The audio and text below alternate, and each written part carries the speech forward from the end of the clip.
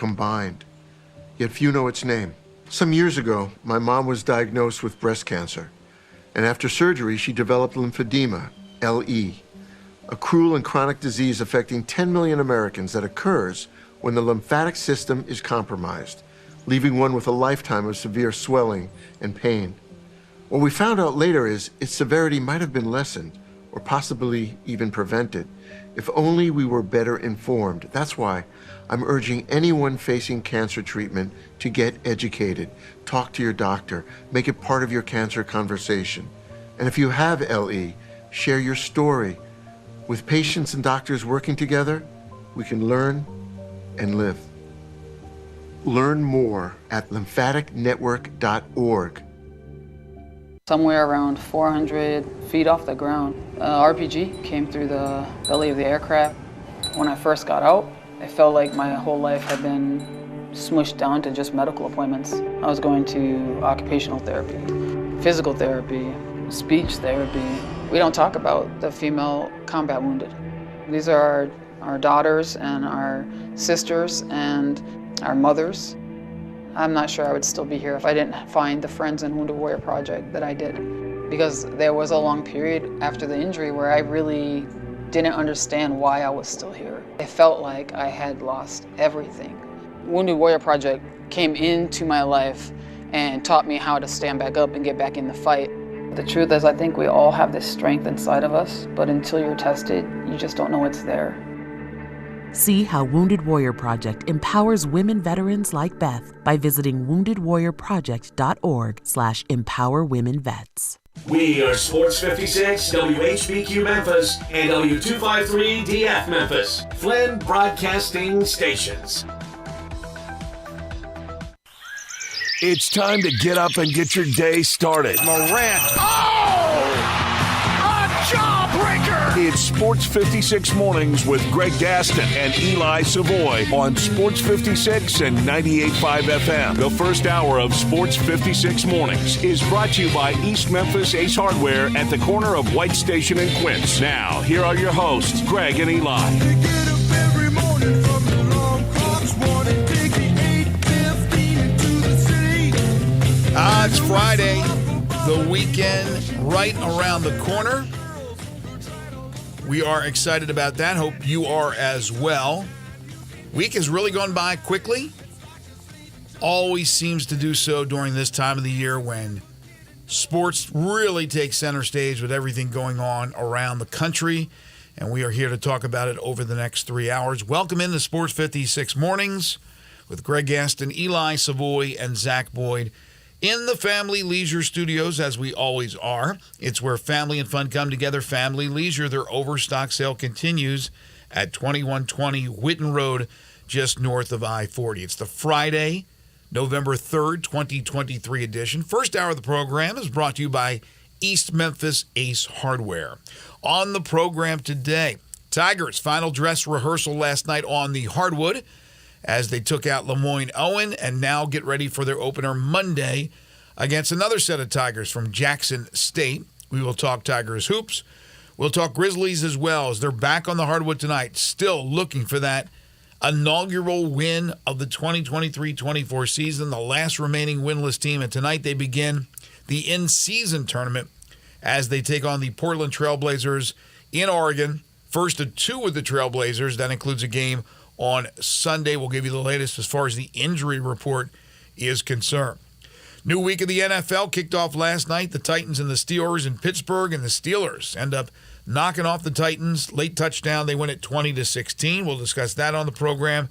A little bit of college football from last night, including a game in the ACC, game in the Big 12.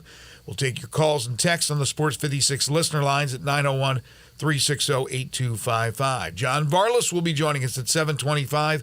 The prep football postseason begins today in the state of Tennessee, and it is a very busy schedule. In the meantime, you have the final games of the regular season in the Magnolia State. We will talk to John about all things prep football. At 8:25, the new head basketball coach of the Ole Miss Rebels, Chris Beard, will join us. Ole Miss opens up their season on Monday as they will host Alabama State and our buddy Tony Madlock.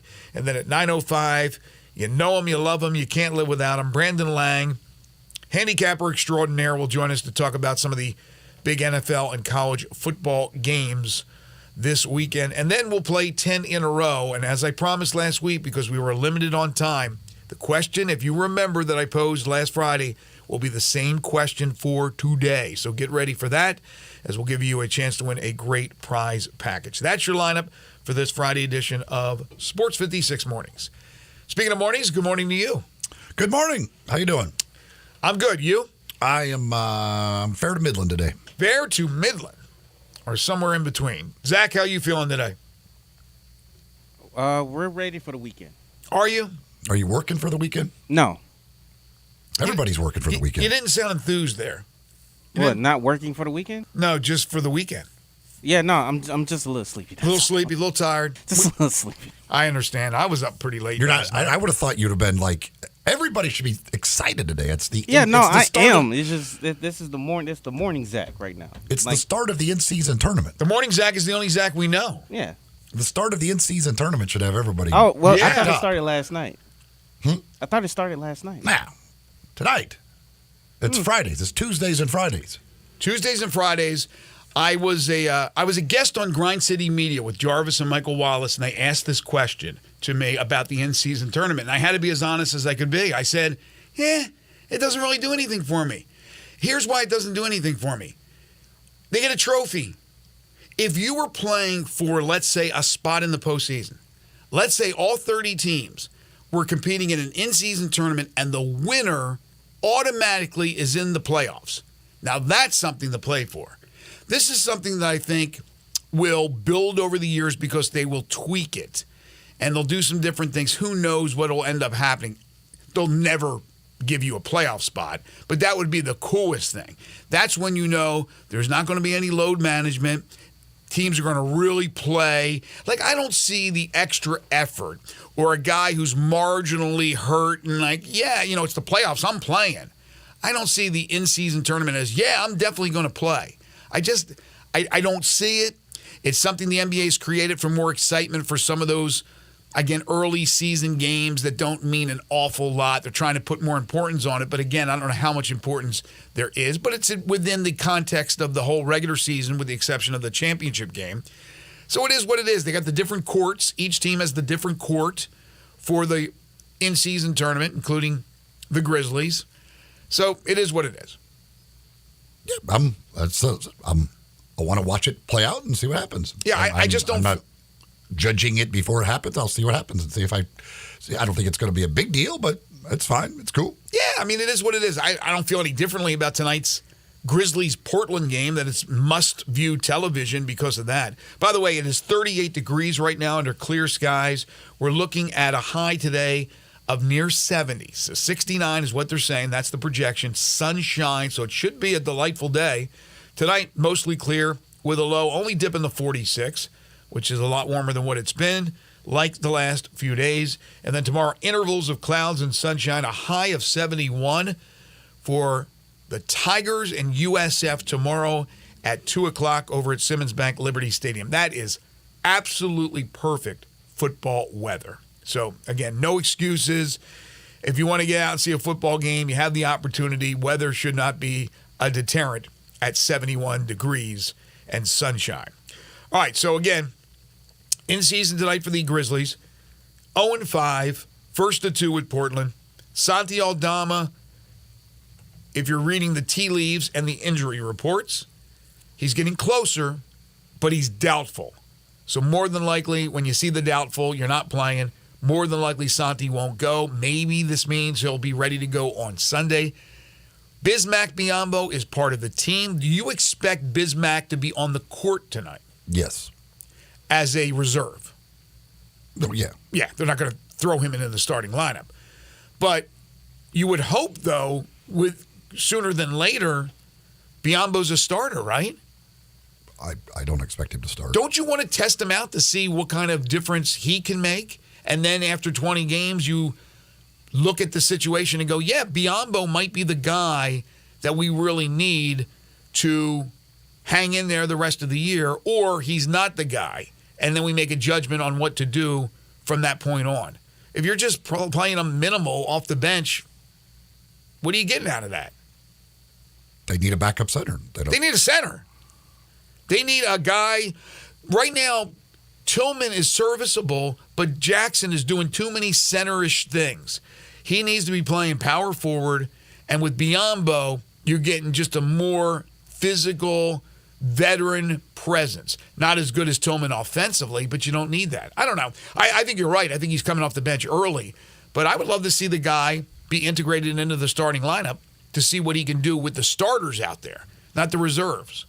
I do not expect him to start any games unless Xavier Tillman is out for some reason. I would expect that he's your backup center. That's what he was brought in to do. Okay, so you're rolling with the dice. You're rolling the dice with Tillman again. You're going to expect things to be different. I expect that Tillman will be the starting center as long as he's healthy. Yeah, that's my expectation. I might be wrong, but I at no point expected that Bismack Biyombo's coming in to be the starting center. Like, why not? I don't understand. I don't. Is Tillman? Are we looking now at an all-star here in Tillman? Am I missing something here? Are we looking at an all-star in Bismack Biyombo? No, but we're looking at a guy.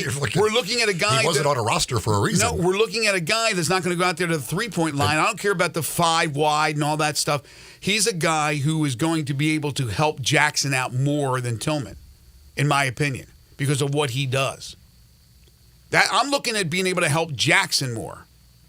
They don't need anything from that 5 as far as offense is concerned, except for guys that can just lay down players with hard screens.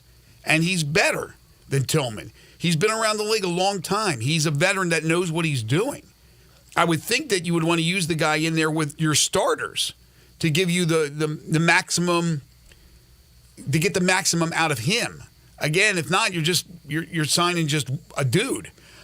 They're signing a guy for 20 games during a suspension. Like they didn't go. They're not signing a starter. They could be, but they could be. That's my point. Is that they could be. They're experimenting with this guy, and after 20 games, which would be 25 for the season for the Grizzlies, and the return of John Moran, maybe they look at it and go, Biyombo is really helping us out. Let's sign him for the rest of the season. Therefore, we have to make a roster move. That's not out of the question. No, it could happen. So, anyway, do you expect them to get a win, at least one, in the next 2 games in Portland? I expect them to get at least one, yes. Do you expect Luke Kennard to figure it out? I have to believe. I just go by track records. I would have to believe that he didn't suddenly forget how to shoot the basketball during the offseason. Mm-hmm. Most guys don't do that. They don't go from the best shooter in the NBA to a guy who can't make a 3. Yeah, he'll figure it out, right? It is what it is, but I would assume that he will start making shots at some point. Last night in the NBA, the Suns at home get beat by the Spurs, and Victor Wembanyama. If you haven't had a chance to see this guy, he's appointment television. Last night, 38 points for Wembanyama. Have you come around on him yet? That you said you didn't think he was going to make this. He was going to be great right off the bat. I don't know what I said about him, but I know I like him an awful lot. I'm sure I didn't say like the guy's I don't know what all bust. this excitement is. I don't think he's going to come in and be like an all-star right away. Like the dude's an all-star right away. Like he's that good. He's as good as advertised. Well, if I said that, then I said that, but I don't recall saying that. I don't know if you were talking to somebody else, but it's hard to be an all-star right away because of the roster spot limitations. But he's certainly a great, great player that I have no doubt is going to be an all-star. And he's showing flashes already that he could be in the first year. It's just hard to break that mold, but he's going to get so much support. 38 points, 10 rebounds, 15 of 26 from the field, played 34 minutes. And for Phoenix, once again, you did not have Bradley Beal. Are we going Steven Adams over here? Did they get sold a bill of goods with the trade to get Bradley Beal? I don't understand. The guy hasn't been on the court yet. Now, Devin Booker did return. He played 35 minutes. He went for 31. KD went for 28. So the big 2 combined for 59, but not enough. The Suns, 2-3 to open the season. With back-to-back losses to the Spurs. So it's that's part of the NBA, but especially when you don't have one of your guys. And now they did get Booker back, so they were without two of their guys, but without one of their guys still. But the Spurs were up by 27 in that game. Mm-hmm. And then once Phoenix came back and tied it, they went on a 12-0 run with Wembanyama scoring 10 of those points. He is he's 15 of 19 in the fourth quarter this year. Wow. Leads the NBA in field goal percentage in the fourth quarter. Like, he is just he's a freak of nature.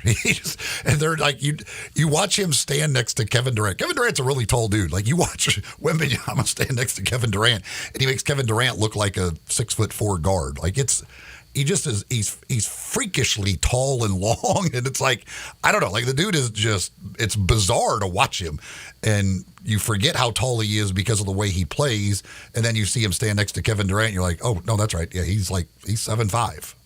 All of it. 7-5, all of it. But that's another game so far early in the season that we've seen teams lose huge leads. And the Spurs, again, from really insignificant the last few years to a team that's on the rise. Look, they're not finishing in the top 6, but a play-in team is certainly a possibility. And the future looks absolutely bright for San Antonio with yet another talented big man following in the line of Tim Duncan and David Robinson, 2 Hall of Famers. On the college hardwood last night, the Memphis Tigers knocked off Lemoyne Owen 104-63 in their second and final exhibition game before they open up the season on Monday when they host Jackson State at 7 o'clock. Last night, sort of a repeat of what we saw against Lane, although early in this game, the Tigers were turning it over quite a bit. They ended up with 19 turnovers. If I'm looking at a couple of negatives from this team, 19 turnovers. They allowed 14 offensive rebounds. Now, they allowed 13 to Lane. Lane was diminutive. They were really small. This team, Lemoyne Owen, was bigger, but still, you can't allow those type of offensive rebounds, that amount of offensive rebounds. That's all about effort right there. But other than that, it was a show for the Tigers. Penny played pretty much everybody on his roster. We did see Javon Quinterly for the first time, who played 22 minutes, took only 3 shots, all from 3, and he hit 2 of them. Added a couple of assists, 4 steals, did turn it over 4 times. But it's good to see the guy who will be the main quarterback of this team, Javon Quinterly. Once again, David Jones stealing the show with 17 points, 8 rebounds, 5 assists, 4 steals, and a Maserati-type motor. You had Jordan Brown go for 14. Jaquan Walton, a little quiet in game 1. The Wichita State transfer went for 13 here in the second exhibition game. Nick Jourdain, who I think is just going to be a steady Eddie presence, 12.6 rebounds. And Malco showing some flashes that the knee is really, really healthy, 10 points, 6 rebounds in a backup role. Ashton Hardaway did not shoot the ball well from 3 like he did in the first exhibition game against Lane. He was just 1 of 6. Tigers were 10 of 25 as a team from three-point land. But again, as you would expect, a dominating performance by the University of Memphis. Yeah, they were efficient offensively again. Again, I don't know what you could take out of these exhibition games. I take very little out of it, but they were efficient. Shot the ball from 3 well again, which is good to see. I mean, shooting is shooting. That's one thing you can at least get out of it. If the ability to knock down shots, knock down threes, probably the best shooting team that they've had in quite some time. Free throw shooting wasn't very good last night, but 3-point shooting was. And, yeah, I think the turnovers probably, if you were going to look at, like, concerning things, the turnovers would be the biggest issue. But you hope that will not be a problem. But if you are turning it over in an exhibition game like this, there is a little concern there, I guess. Yeah, overall 59.7% from the field. You'll take that any day of the week. 10 of 25 from 3 is 40%. You'll take that. But as you said, free throws, that's a recurring theme, isn't it? Every year with the Tigers. 20 of 33, 60.6%. Now, that doesn't mean they'll be bad during the season. I'm looking at some of the individual numbers. And Jordan Brown's actually a pretty good free throw shooting big man. He was 4 of 7, so he missed 3. David Jones, 6 of 8, so he missed 2. And then you just look down the list, and one guy misses 1, another guy misses 2, and it adds up, and all of a sudden you've missed 13 free throws out of your 33 attempts. But again, these guys are ready to go for the start of the regular season. That question about DeAndre Williams continues to hover above this program.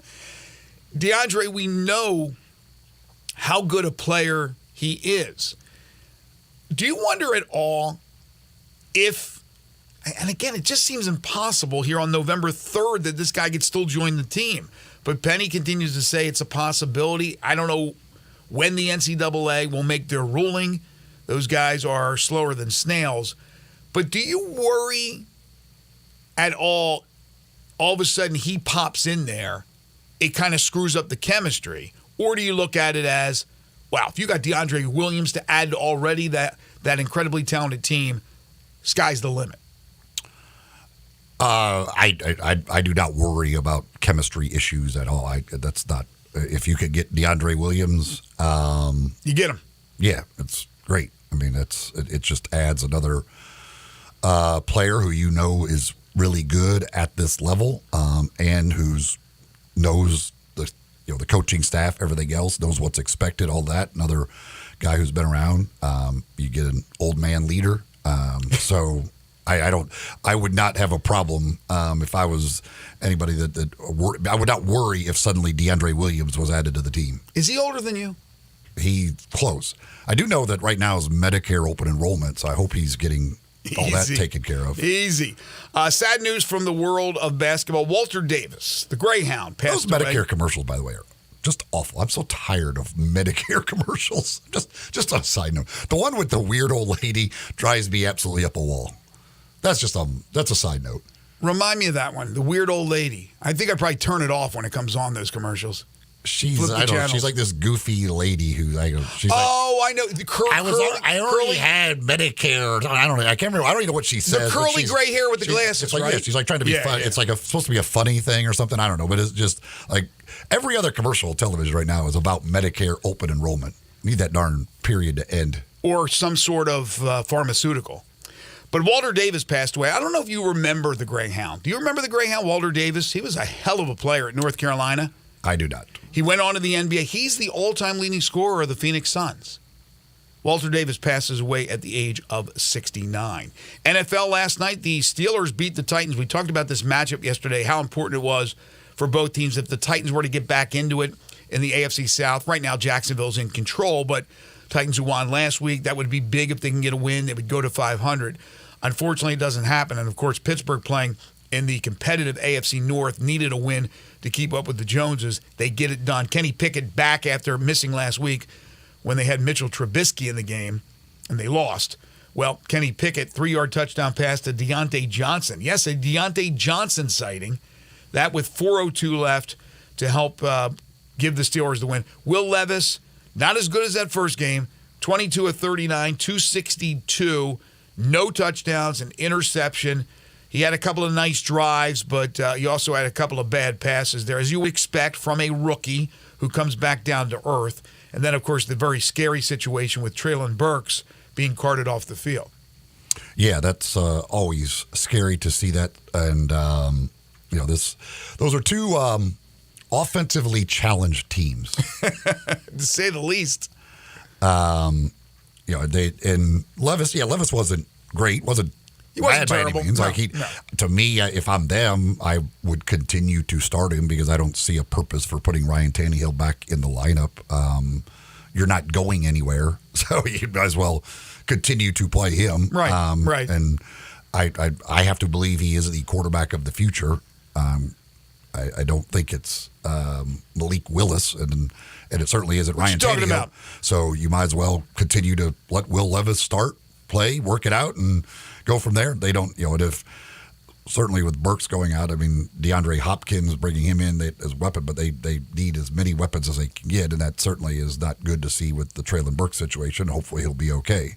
And good for Pittsburgh. They got back to Najee Harris running the ball a little bit, and he had a touchdown run for the Steelers. And then real quick, he single-handedly ruined one of my fantasy teams. Oh, did he really? He is. So he's pure garbage. He's in your doghouse? He's pure garbage. He got a touchdown, but that's like this I think his second of the year. I thought it was his first of the year. I think, but I was talking to somebody. Yeah, it's his second. I think it was a second touchdown. He doesn't. He never leads the team in rushing. It's Jalen Warren leads the team in rushing every game. Like they don't even. Najee is pure hot steaming garbage. College football last night, 2 games. In the Big 12, it was Texas Tech over TCU 35-28. What a difference a Max Duggan makes. TCU in the national championship game last year, they and Texas Tech now both 4-5. So they each have to win 2 out of their last 3 just to become bowl eligible. And then in the ACC, Duke, without Riley Leonard, rallied to beat Wake Forest 24-21. They become bowl eligible at 6-3. Wake Forest falls to 4-5. We got a text from David. He says, David Jones is such a stud. I can't wait to see how he meshes with Mikey. Mikey from the Life cereal commercials? Probably the way you would mesh with him would be through a glass partition on a phone. Oh, gosh. You are cracking them up this morning, aren't you? Savoy will be at Chuckles this weekend.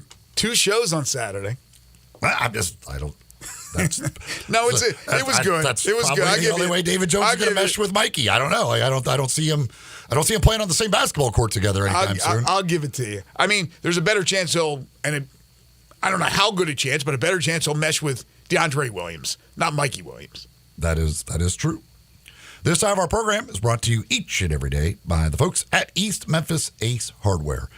If this weekend, with the beautiful weather we're going to have, you got some projects you need to get done, first stop you need to make is over at East Memphis Ace Hardware. Get all those supplies, whatever it is that you need, they can help you with that. And they got a great staff to make sure you find exactly what it is that you need.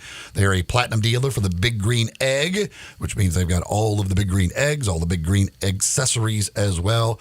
Everything you need, everything you can find. And with a great staff to help you find it, that's East Memphis Ace Hardware right at the corner of White Station and Quince. All right, wake up the kids. It's time to talk high school football postseason. We'll do it with John Varlas when we return. This is Sports 56 Mornings with Greg and Eli on Real Sports Talk, Sports 56 and 98.5 FM.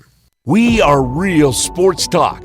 Sports 56 WHBQ. Available on your radio dial at 560 AM and 98.5 FM, as well as around the world online at sports56whbq.com. Take us with you everywhere by downloading the Sports 56 app. And at home, just say, Alexa, play Sports 56. Wherever you are, stay tuned in to Real Sports Talk. Sports 56 and 98.5 FM.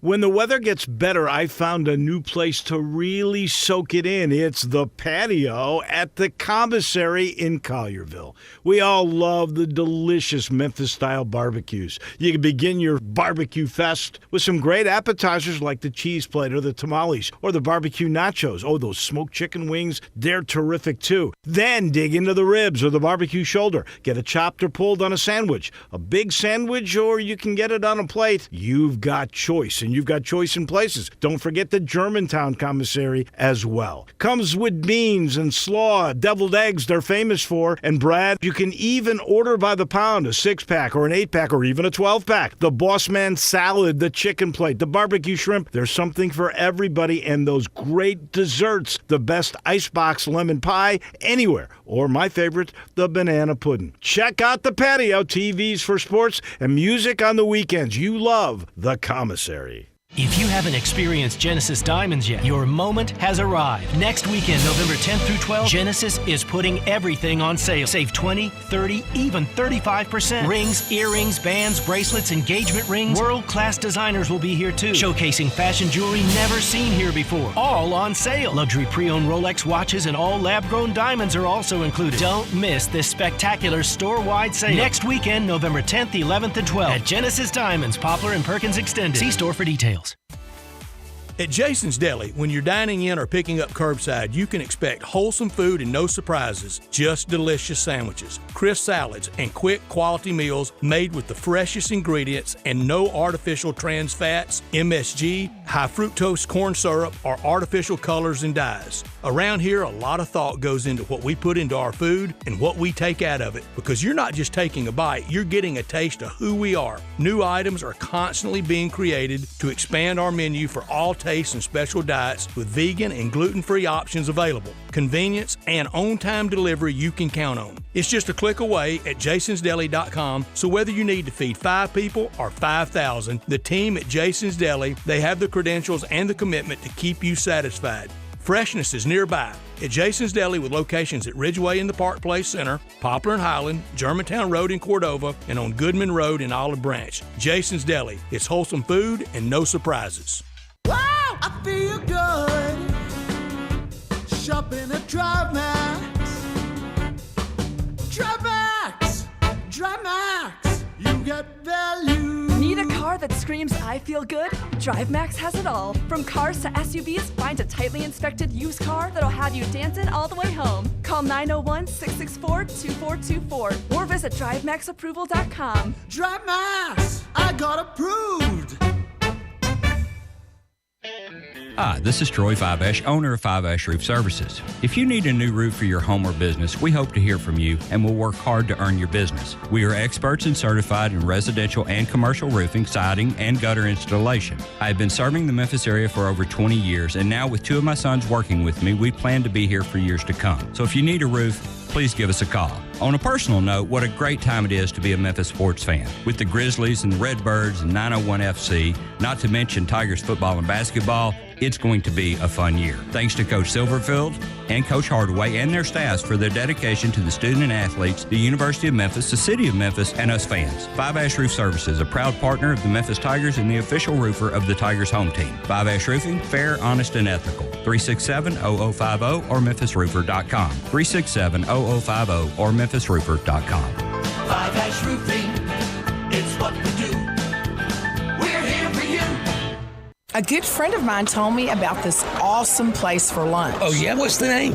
Neil's Grill and Bar, where the fat man rocks. Everybody knows Neil. Where's it located? It's located in Yorkshire Square off Quince. And what's it like? The best lunch place in Memphis. You know, like real mashed potatoes and gravy. Everything is made from scratch. Monday through Friday, daily lunch specials like Monday baked chicken, Italian Tuesday, spaghetti, ravioli, Italian spinach, delicious fried catfish, fried chicken livers every Wednesday, Friday, Salisbury steak, barbecue chicken, or if you just want a vegetable plate, the best veggies in town.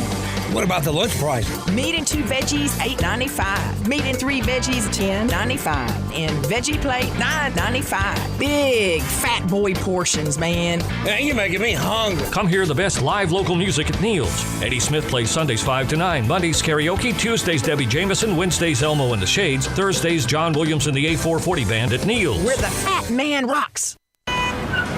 Sports 56 traffic. Wrapping up an earlier wreck over there on Jackson Avenue. It's going to be right close to Chelsea. Traffic's on the increase with a little bit of volume now, more so than it was 10-15 minutes ago on 40 westbound from Germantown Parkway all the way up to Sycamore View Road. Coming up through South Haven, that's on the increase northbound on 55. That looks good, actually, all the way up through South Memphis till you get up to Brooks and Elvis Presley. Hey, Weimer's Jewelry, they're back open, better than ever. 7525 Highway 64. Go see them this weekend at Weimer's Jewelry. I'm Commander Chuck with your on-time traffic.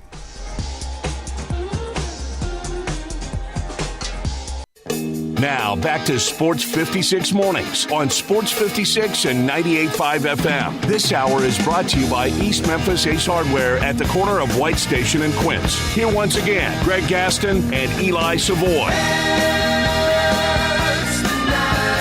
Welcome back, everybody. 7:31 is the time. Who will be dancing tonight? Who will be winning and moving on in the Tennessee State High School Football Playoffs that begins tonight? And guess who's here to talk about it? Yep, John Varlas. It's time for Greg and Eli's weekly visit with John Varlas of the Daily Memphian. Check out John's prep sports coverage and more at dailymemphian.com. Now, here's John Varlas with Greg and Eli. He is indeed the Daily Memphian award-winning prep reporter, but so much more. He is John Varlas. You can follow him on Twitter at John Varlas. John, you look tired. How are you? God, yeah, before we get started, I just wanted to say I believe I have reached the point of my life this morning where my favorite day of the year is not Christmas or Thanksgiving or even my birthday, perhaps. It's going to be Saturday when I can get that extra hour of blessed sweet slumber and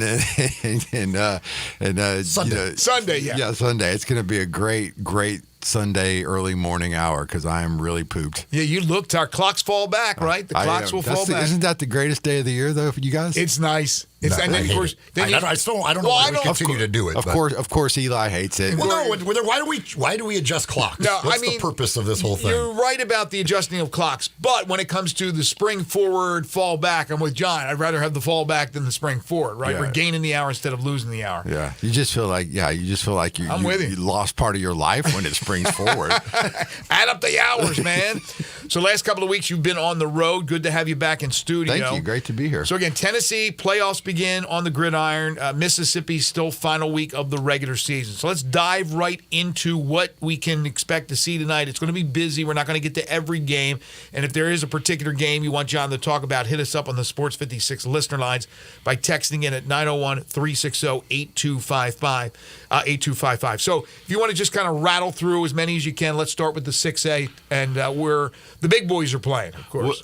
Well, in case anybody not listening, the playoff format for the public schools, it lines up like this. So you got 8 regions in Tennessee in each classification.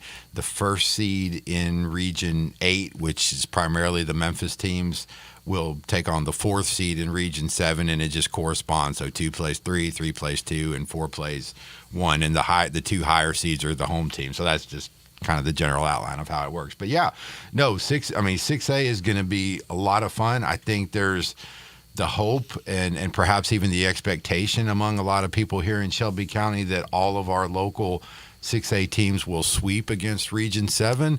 The conventional line of thinking is those teams aren't as strong. I mean, obviously I haven't seen them in person, so it's hard to kind of gauge that. But I have seen all of our local 6A teams in person, and they're really good. You've got Germantown opening at home against West Creek, which is the 4th seed out of there. West Creek is not very good. They're in the playoffs for the first time in a long time, so you expect Germantown to take care of business. A lot of people are really excited about Houston, the 2 seed, and guys, what they did last week offensively against Collierville in the regular season finale was just amazing. So you look at their drive chart, they had 6 touchdown drives. The longest drive they had in terms of time was 2 minutes and 28 seconds. They scored four of their scoring drives were under 90 seconds. And these weren't, short drives. These were like 60, 70. In one case, it was an 80-yard drive. I mean, they were just, like Hank Stram says, matriculating the ball down the field and just really clicking on offense. So I'm kind of excited to see what they can do going forward, if they can continue that kind of execution on offense. The 2 road teams, Bartlett is traveling to Rossview tonight in the 3-2 game, but I think Bartlett's got a great chance to win with Jaron Johnson, who was just named a Mr. Football semifinalist yesterday. And then, in the other game, you're Clarksville on the other side of the bracket. You had a 10-0 regular season, right? You're the number 1 seed, Clarksville.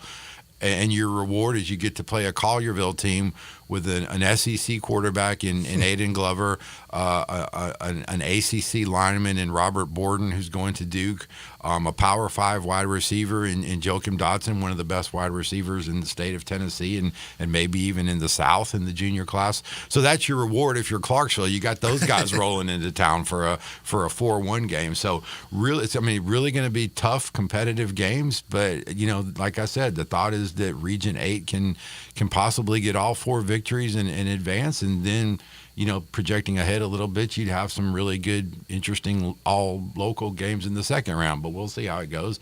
But yeah, that's 6A. I'm expecting a lot out of our local 6A teams. In 5A, Southwind has had a great year, undefeated year. they get started, obviously. What do you look at in 5A, and what are their chances to go all the way? It's their chances are good because they've got a good team, but Eli, 5A is just so strong statewide. I mean, and I just ran through 6A. I mean, in terms of depth of really, really good teams, I think 5A might be deeper in terms of quality teams than 6A. I mean, you look at Southwind. Let's say they get past Springfield tonight, which they should do because they have the better team and they're playing at home. That would likely put them in a second round game against Beach, who was in 6A last year and was the state semifinalist in 6 years. So, so right there out of the gate, you got a tough game in the second round. Then Beach plays Overton from Memphis. Right, Beach in the plays first round Memphis, tonight. Overton, so you would have Beach in the second. I mean, you would say you get past Beach, you still got guys like Henry County out there, Centennial, Page from the Nashville area.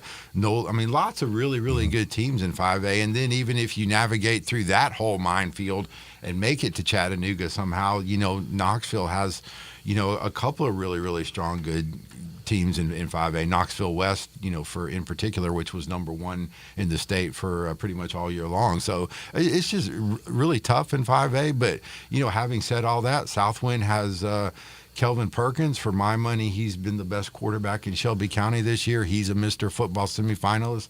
Congrats to him. I mean, the numbers he put up this year were just astounding. 35. Don't give him away. Because it's going to be my sports fact that's coming going up to be next your hour. sports fact. Yep. Whose numbers can I give away? Is Anybody else but his. Okay. Anybody else but that guy. And I'm doing that sports fact in honor of you, basically, because you always give us a Perkins update. I'm going to go ahead and give everybody I appreciate that. Well, I'm not spoiling your update by saying that Kelvin Perkins was incredible this year. He's got some great wide receiver talent to work with. And, defensively, Kavion Benton just committed to the University of Memphis this week. And, and I've been not shy in kind of advocating that I wish Memphis would go after the linebacker at Southwind too, Antoine Kiefer, because I think Kiefer could do a job at Memphis as well. So, but they got a commitment from Benton, and they're a really, really good team. All right, so you mentioned the uphill battle for Southwind, although Southwind's very, very good. We just briefly talked about Overton and Beach, so you don't expect much from Overton to go to Beach and try to pull off an upset. It's going to be tough. Beach is still very talented. How about the other two locals that are in 5A? You got Memphis Central at Henry County, and you just talked about Henry County, and then you got Hendersonville at Munford. Well, Munford's playing at Holmes, and Munford's very good as well. They finished second in the region. The only region they had was that region lost to Southwind. So, I think Munford's definitely got a chance to certainly win this game and progress in the playoffs. For Central, that's going to be a much tougher task because they're going on the road to play one of the very best teams in the state in a typically, I don't want to say hostile, but it's a very difficult environment to go up to Paris, Tennessee, and play those games against Henry County. It just historically is for Memphis teams. It's hard for whatever reason.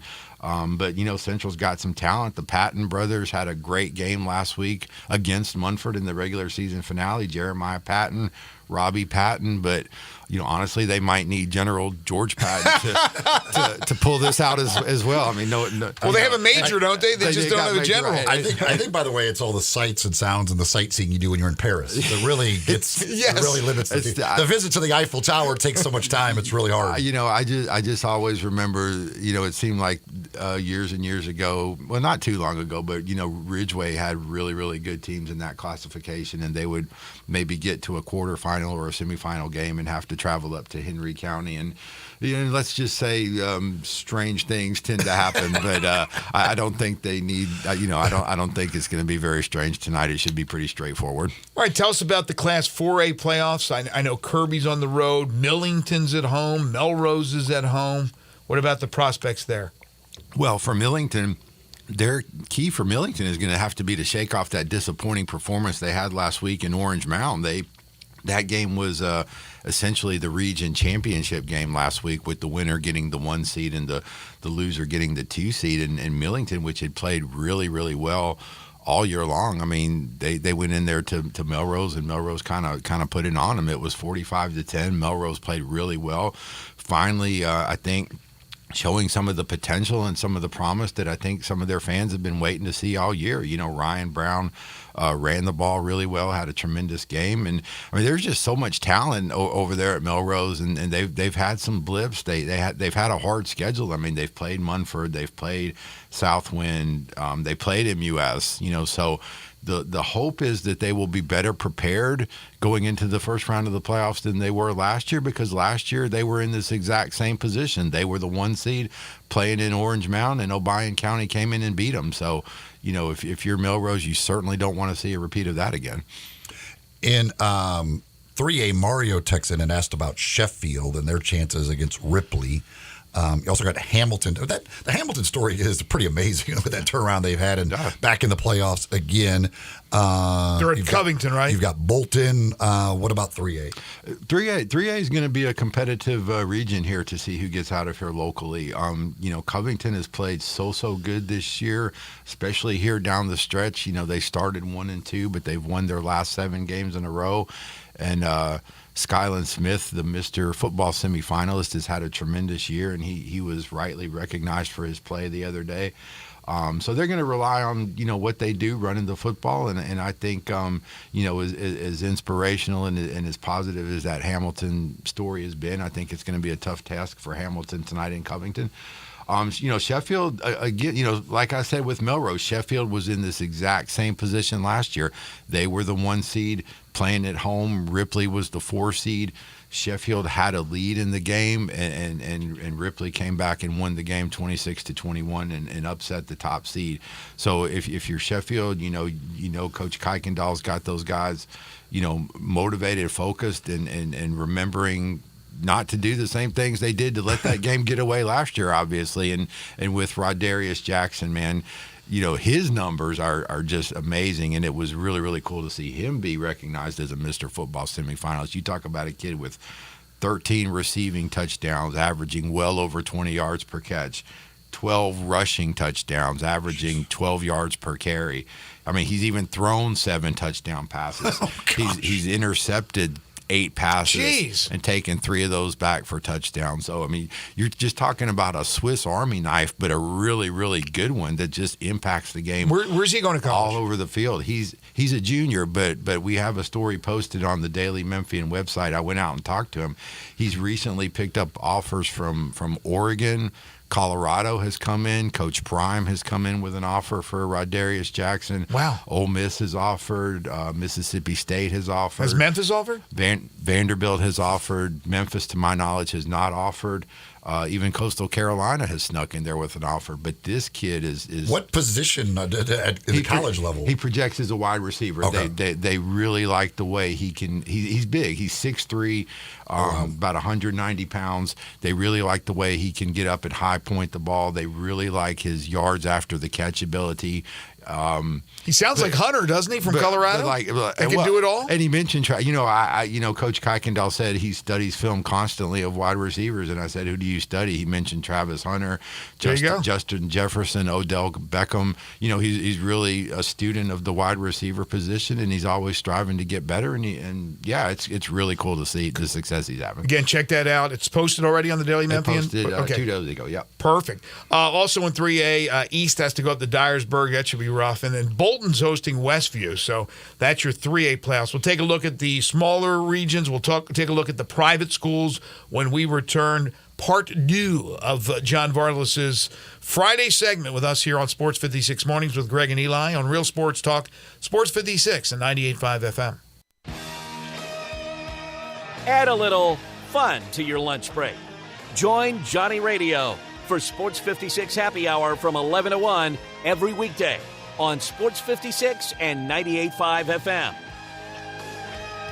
Roofs, and more roofs. Chris Price here with Metro Builders. Is your roof leaking? Do you have mold stains on the ceiling of your home or business? Is your carrier denying your claim or offering a repair simply because they don't have enough documentation? You need a contractor that performs work for insurance claims for policyholders each and every day, and Metro Builders is here to assist. Call Metro Builders. At Metro Builders, we provide free estimates, consultation, and claim repairs. Metro Builders' process of arriving, inspecting, diagnosing problems, and estimating is second to none, commercial and residential. Residential. Our team of Hague-certified technicians are standing by to assist you with providing estimates and photos to your carrier to document your loss. All you owe is what your policy states. No large fees on top of the final scope. We use high-grade materials and are certified by companies like Atlas, CertainTeed, Owens Corning, and Mulehide with labor warranties up to 50 years on all of our jobs. Metro Builders provides roof repairs across the Mid-South. Call Metro Builders to schedule your inspection free. Call me. 901-375-1717. That's 901-375-1717. Cashback is not available on gas in New Jersey and Wisconsin.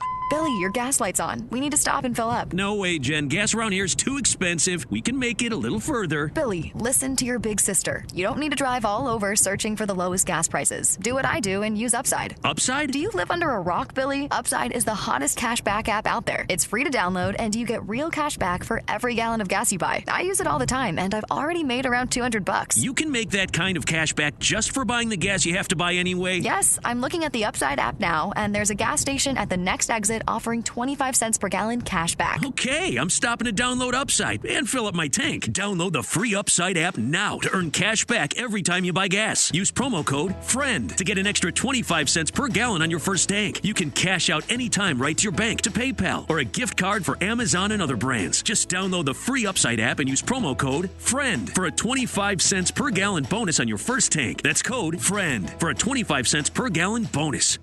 Did you know nearly 40% of men under 40 and over 75% of men over the age of 40 experience sexual performance concerns? At the Memphis Men's Clinic, their experienced physician performs a comprehensive evaluation that determines which specific issues may interfere with your sexual performance. These issues can vary and range from anxiety to medical issues, low testosterone, or erectile dysfunction. The Memphis Men's Clinic has evaluated hundreds of men of all ages over the years and reestablished a normal sexual life. The Memphis Men's Clinic will work aggressively to resolve issues and allow you to restore your sexual health and overall well-being. That's the Memphis way. If you're 20 years old or 90 years old, come and get cared for the Memphis way. Treatment that's based on your specific needs after a professional clinical evaluation by their experienced board-certified physician. Call the Memphis Men's Clinic today at 901-443-0475 or visit memphismensclinic.com.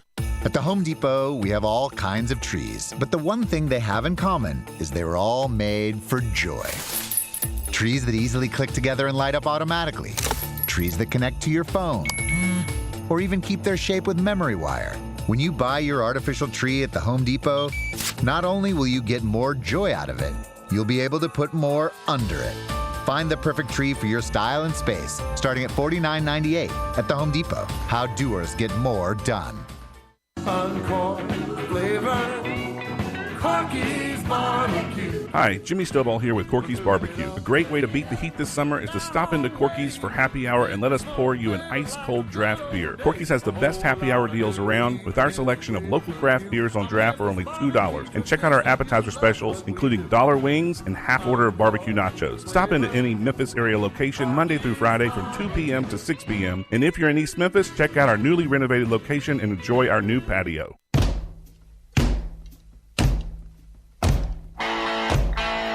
Now, back to Sports 56 Mornings on Sports 56 and 98.5 FM. This hour is brought to you by East Memphis Ace Hardware at the corner of White Station and Quince. Here once again are Greg Gaston and Eli Savoy. High school football postseason begins in Tennessee tonight. Mississippi still regular season games before their postseason begins. I think that's the deal in Arkansas as well. John Varlas joining us as he does every Friday from the Daily Memphian. All right, not a lot of time. We still got to get to a lot of other of the regions. 2A, 1A, and then we'll get to the private schools. Well, in 2A, that's kind of unique this year because both of those regions, Region 8 and Region 7, are all Memphis teams because there's so many Memphis teams in the 2A division. So those will be all local matchups through to the semifinals.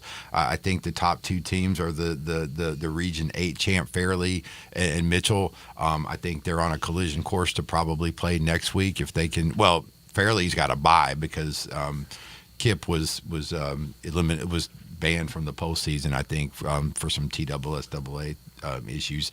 So Fairleigh has a first round bye. Mitchell plays MLK Prep, which hasn't won a game all year, so you expect Mitchell to win that game. And then I think you'll see a rematch of those two teams next week, which would be fascinating because they just played last week and Fairleigh beat them and handed Mitchell their first loss of the year in a defensive struggle. By the way, don't get me started on an 0-10 team being in the postseason. Don't even get me started. I can explain it to you, but we don't have enough time, and I'm afraid you're not going to listen anyway. 1A. What? Moving on. I think they earned their way in, really. Like I said, it was a fine regular season. You wouldn't listen anyway, but it's all right. Well, 1A, the top team around here, I think, is Mace. They've been state ranked all year long. Coach Miller's, continuing to do a really good job over there. They've got the playoff pedigree. They made it to the semifinals last year. The goal this year, like Melrose, was to kind of beef up the schedule, and they played Lausanne. They played one of those West Tennessee teams on the road too, which they actually won. I can't remember which ones. I think it was McKenzie. But hopefully that's the goal for them, is to be better prepared. And I'm expecting a lot from Mason 1A, and I think a lot of other people are too. I think they're a real dark horse state contender in that division. In the private schools, in the large private schools, the only one from this side that's in action is Briarcrest, because with the Lipscomb postseason ban that ended up giving Christian Brothers a first-round bye, Briarcrest gets Brentwood, and Brentwood's somehow 1-9. It's just weird to see Brentwood Academy at 1-9. That one win was against Christian Brothers, but I don't hear Greg's vitriol for the 1-9 Brentwood Academy Eagles, though. It's a private school elitist, is what I don't think is. they should be in either. What do you think of Briarcrest's chances here? Well, I mean they're good. I mean Brentwood Academy, like you say, Eli, they're 1-9, but you look at their schedule, they lost 5-6 games by a touchdown or less. Yeah, they're playing on that side of Division II AAA's. And they have one of the best quarterbacks in the entire South in George McIntyre, a junior who's like 6'5", got a cannon arm, and he's being recruited by everybody on the planet. So I mean, when you've got a player like that, and the other guys Brentwood Academy has, it's going to be really tough for Briarcrest tonight. Despite Brentwood's subpar record. And it's at home. It's for Briarcrest. Briarcrest is at home. Do you have a lean? A lean. Do you have a lean? I'm like, a lean. This isn't gambling. What are you talking about, a lean? Do you think you've never predicted a win on this show? Come on. It's going to be tough. It's going to be tough for Briarcrest. So you think Briarcrest is losing? All right, we move on. Did I say that? No, but I can tell. I said it's going to be tough for Briarcrest. Okay. This is a playoff game. There's no easy games this time of year, John. Mr. Greg Gaston. All right, let me pull out the violin. Except last night, Memphis Business Academy advances in 2A with a 39-0 victory over Hillcrest. So that kind of was an easy game. Keeping up with the theme of most of the year in the regular season, we talked about with those. That's interesting, but we don't have time to get into that. But yeah, okay. Go ahead. 2A. 2A, Lausanne is got their Lausanne. They're gonna have a great chance in that region. They're opening up at home tonight. ECS is on the road. They have to go all the way to Knoxville, so tough trip for ECS, and they've got a really good team that they have to play once they get there. And then North Point with Jack Patterson and DeMonte Dillard and the running game that they've kind of developed this year, which I think has really enhanced what Jack can do. They don't have to rely on him to pass for 250, 300 yards per game. I think it's really kind of made them a better team this year now that the running game is kind of developed. North Point will be at home tonight as well, and I think they've got a chance. North Point's got some dudes, and I was at the Lausanne game a couple of weeks ago. They gave Lausanne everything they wanted. They've got a good solid team over there at North Point. By the way, the teams that have to go cross state, either coming west to east or east to west, they don't go the day of the game, do they? I don't think so. I can't imagine that. No. I mean, gosh, just being on the highway, you risk. You risk it. So I don't think. No, I think you have to kind of go up the day before, and it gets really complicated too, Greg, because there's rules that the bus driver can only work a certain amount of time. Like I think he can work like 12 hours, then he's got to be off for X amount of hours. It gets really, really complicated. So gotcha. Yeah, they have to work through a lot of hurdles to make these long trips. And then finally, single A. Single A. I mean, the FACS Crusaders, they're playing their first home playoff game since 2016. I mean, Brian Shields has just been incredible for them. Another Mr. Football semifinalist. I mean, he's he scored 37 touchdowns this year, and he's averaged 16 yards every time he's touched the ball, combined rushing, receiving, and kick return, 16 yards per touch. So great season for Brian, great season for FACS, and lots of excitement around that program. And then also in that division, Fayette Academy, with a very good player in Corbin Bowling. Their quarterback ran for 1,000 and passed for 1,000 this year, and so they've had a good season as well. And I think they're on the road. I don't have the bracket in front of me, and I don't think I've made any mistakes in this segment. But I think never make a mistake. Well, I do. I get the texter says confused. the teams all go on the day of the game. Wow, they go the day of the game. Well, then FAC, then I hope ECS has already gotten going because I think when Christian Brothers has had to go to Chattanooga, they've left early in the morning, like 10 o'clock in the morning. They'll usually stop like halfway, get out, stretch your legs and all that. Have like a walkthrough somewhere if they can, and then continue. But God forbid there's a big wreck on 40 or something. I was going to say, I went to Chattanooga last week for the girls soccer tournament, and Chattanooga should be like about a 5-hour drive. It took me 9 hours to get there because there was a tractor trailer wreck outside of Chattanooga, and it blocked all lanes going into Chattanooga on 24.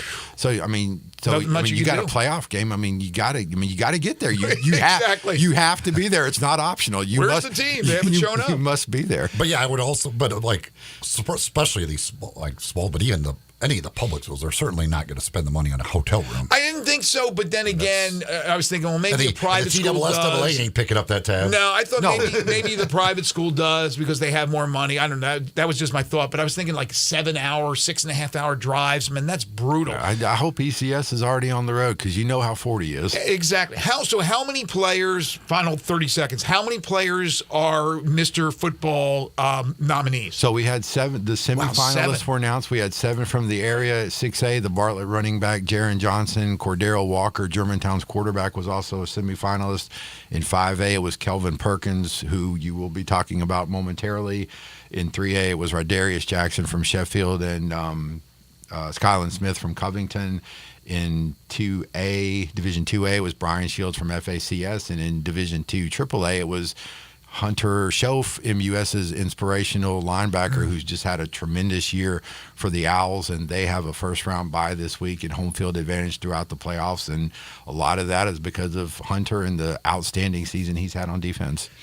See, John gets a golf clap, but he needs a standing ovation. That's all off the top of his head, ladies and gentlemen. No notes whatsoever to rattle off all those names, all those stats, all those records. You're the best, John. I missed you guys simultaneously stroking my ego and frustrating me in equal measure. You're going to get it both ways, buddy. It's an interesting relationship, but I do value you guys a lot, and I appreciate you having me. The things we learn about you at the breaks are really can't wait to talk to you here on the break. Do I have a story for you?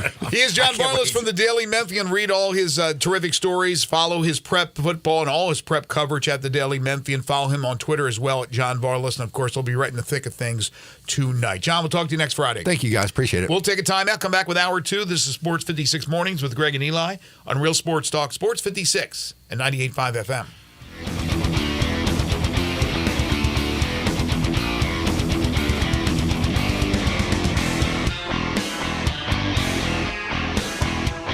Pizza lovers and sports fanatics, Ferraro's Pizzeria is your Sunday ticket headquarters. Catch every pro game on multiple big screen TVs while enjoying $2 beers, $9 beer buckets, and mouth-watering pizza. We're talking the cheesiest, most delicious New York pizzas in town with all your favorite toppings. What are you waiting for? Grab your family and friends and get to Ferraro's, corner of Jackson and Main, just east of the Pyramid. Enjoy every pro game at Ferraro's Pizzeria and Cheesy Corner, your game day destination.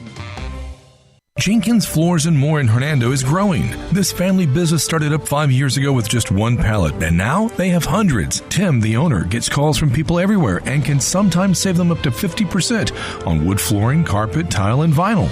Jenkins Floors and More helps with renovations, home building, and installation. Jenkins Floors and More, number 6 East Commerce Street in Hernando. Also in Little Rock and coming soon to Tennessee. Call 662-469-9350 for more information.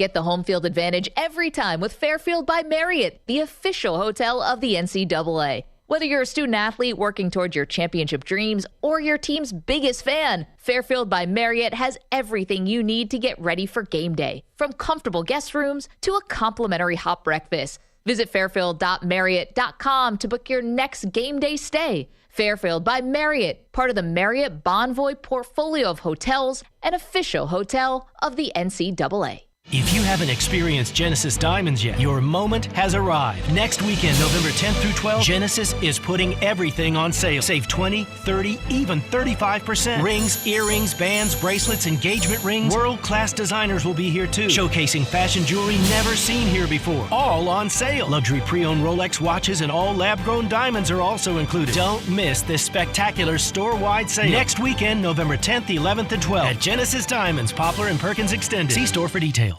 Looking for your next car? Give Car Corner a try. Car Corner, located at 2653 Mount Moriah. They specialize in cars under $15,000. Bad credit? No problem at Car Corner. CarCornerMemphis.com. That's CarCornerMemphis.com. They even have cash cars under $7,000. That's Car Corner at 2653 Mount Moriah. CarCornerMemphis.com. Look for the building with the teal green roof. We are Sports 56, WHBQ Memphis, and W253DF Memphis. Flynn Broadcasting Stations. Oh, yeah. Sports 56 traffic. Good morning. Still running a little bit slow from a couple of wrecks we had earlier on Billmore's Parkway westbound, just up from Ridgeway, trying to get on to 240 again. It slowed it down pretty good. It was crawling a few minutes ago on Billmore's Parkway 385, coming inbound from Kirby all the way up to 240. Traffic still a bit heavy, 55 south, coming across the bridge over from West Memphis. Hey, get rid of that old junk car today by calling Memphis for Junk Cars. That number, it's easy. It's area code 901-258-8999. I'm Commander Chuck with your on-time traffic. Now back to Sports 56 Mornings on Sports 56 and 98.5 FM. This hour is brought to you by James Gaddis Jewelers. Diamonds are forever. Woo! Here once again, Greg Gaston and Eli Savoy. The things we talk about during breaks that we can't share, unfortunately, with you. Good stuff. Always good stuff. 8:04 the time. Welcome back. Hour 2 of the program, getting you set for the sports weekend on this Friday edition of Sports 56 Mornings. Greg Gaston, Eli Savoy, Zach Boyd with you from the Family Leisure Studios. Family Leisure, their overstock sale continues. Deals on just about everything at 2120 Whitten Road, just north of I-40. Currently, sunny skies, 38 degrees. We're looking at a high today of about 69. Tonight, mostly clear skies with a low near 46. And then tomorrow for your Saturday, intervals of clouds and sunshine, a high of 71. Perfect weather. If you're heading down to Oxford for the Ole Miss Texas A&M game, or you're right here in Memphis going over to Simmons Bank Liberty Stadium for the Tigers against the South Florida Bulls. Second hour of the program is brought to you each and every day by James Gaddis Jewelers. They are your family's jeweler. 4900 Poplar Avenue between Mendenhall and St. Nick, on the web at gaddisjewelers.com. We've been talking all week about this amazing designer deal that they have going on. They have all the great designers that they carry. It's Designer Week, and the last days are today and tomorrow. And so they carry all this terrific designer jewelry. And they have all the big names, Philip Gabrielle. They have Doves by Duran Paloma, on and on and on and on. And this week, if you purchase during this exclusive event any of their designer items, you will be entered into a drawing for a pair of beautiful 1-carat lab-grown diamond stud earrings, which certainly will make a great gift on Christmas Day for a loved one. So check it out. Designer Week at James Gaddis Jewelers is coming quickly to an end with the final 2 days today and tomorrow. And every Monday and Friday, they bring you the Memphis Sports Fact. I was just talking to John about Kelvin Perkins. Did you know that the Southwind High School quarterback, who is in the class of 2026, had a combined 2,300 yards passing and rushing during the regular season, and a total of 43 touchdowns combined, 35 passing, 8 rushing for Kelvin Perkins. Tremendous. One of those many, many tremendous athletes that have been produced here recently in this area, and now starting to really showcase his goods for Southwind High School. All right, the conversation during the break we could share with the people. John Varlas, the only time he's ever drank alcohol was by accident.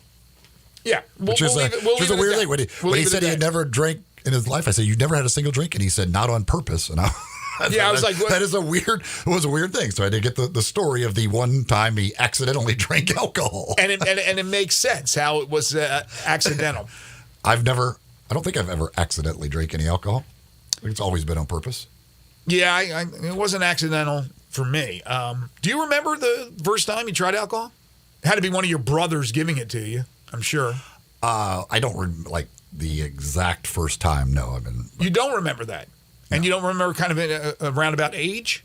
Oh, I mean, I was. You grew up on a farm, so you're probably 7. I'm guessing. I will plead the fifth on when I started drinking alcohol. I will refrain from that. I don't want DCFS going after my parents or anything. They're a little too old for that. And it's obvious you didn't enjoy it, so just. Yeah, I had a different reaction to it than John did. John did, right. John decided to never drink again. I decided to drink more. Well, sometimes I've been driven to drink, but yeah, I can understand either way. Coming up a little bit later on in this hour, in fact, at 8:30, we will be talking to the new men's basketball coach at Ole Miss, Chris Beard, getting ready for his first season, a much-anticipated season. Obviously, some controversy when he was hired, but I don't think there's any controversy now. I think the fans have certainly put out the welcome mat for Chris. They know what he can do as a coach. He has proven that as an X's and O's guy.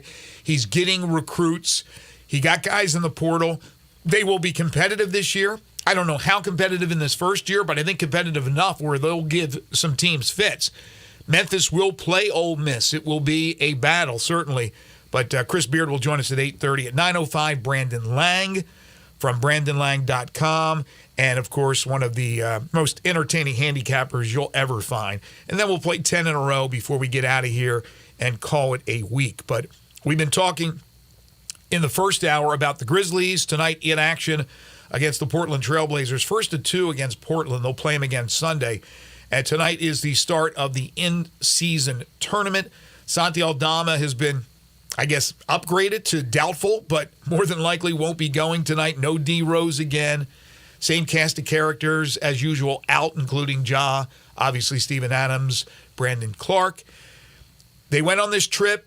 I thought, Utah probably won't be a dub, but maybe they can pull one out, and they got clobbered. So now you look at Portland, who won their last game. I think it was against Detroit, if I'm not mistaken.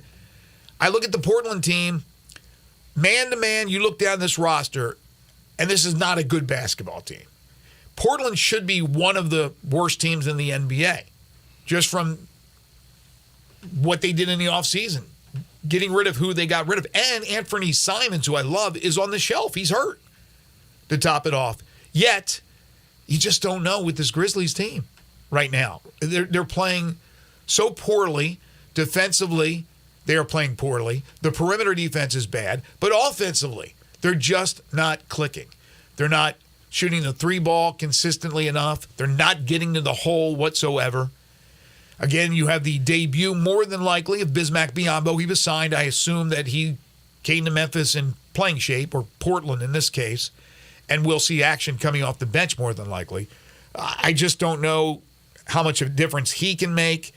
I think he could certainly help from the defensive standpoint, but they need Luke Kennard to figure out what's wrong with his shooting woes when he has produced what he has since he's been in the NBA, and that's a high percentage of made threes. They got to get more consistency out of those role players coming off the bench, whoever it may be, like Roddy or Conchar. But man, oh man, get a dub, for goodness sakes, in one of these games against Portland before you head back home. Miami is their next home game on Wednesday. Yeah, Portland obviously has Scoot Henderson. A lot of excitement around him, although he has struggled, especially shooting the basketball so far. Shaedon Sharpe has been good so far. Jeremy Grant. Obviously, they got DeAndre Ayton in that trade, who is a good player. But it's a team that, yes, you certainly would expect to win one of the two, and hopefully you could go up there and get 2 wins. You look at Utah, after hammering the Grizzlies, they turn around and lose to Orlando at home.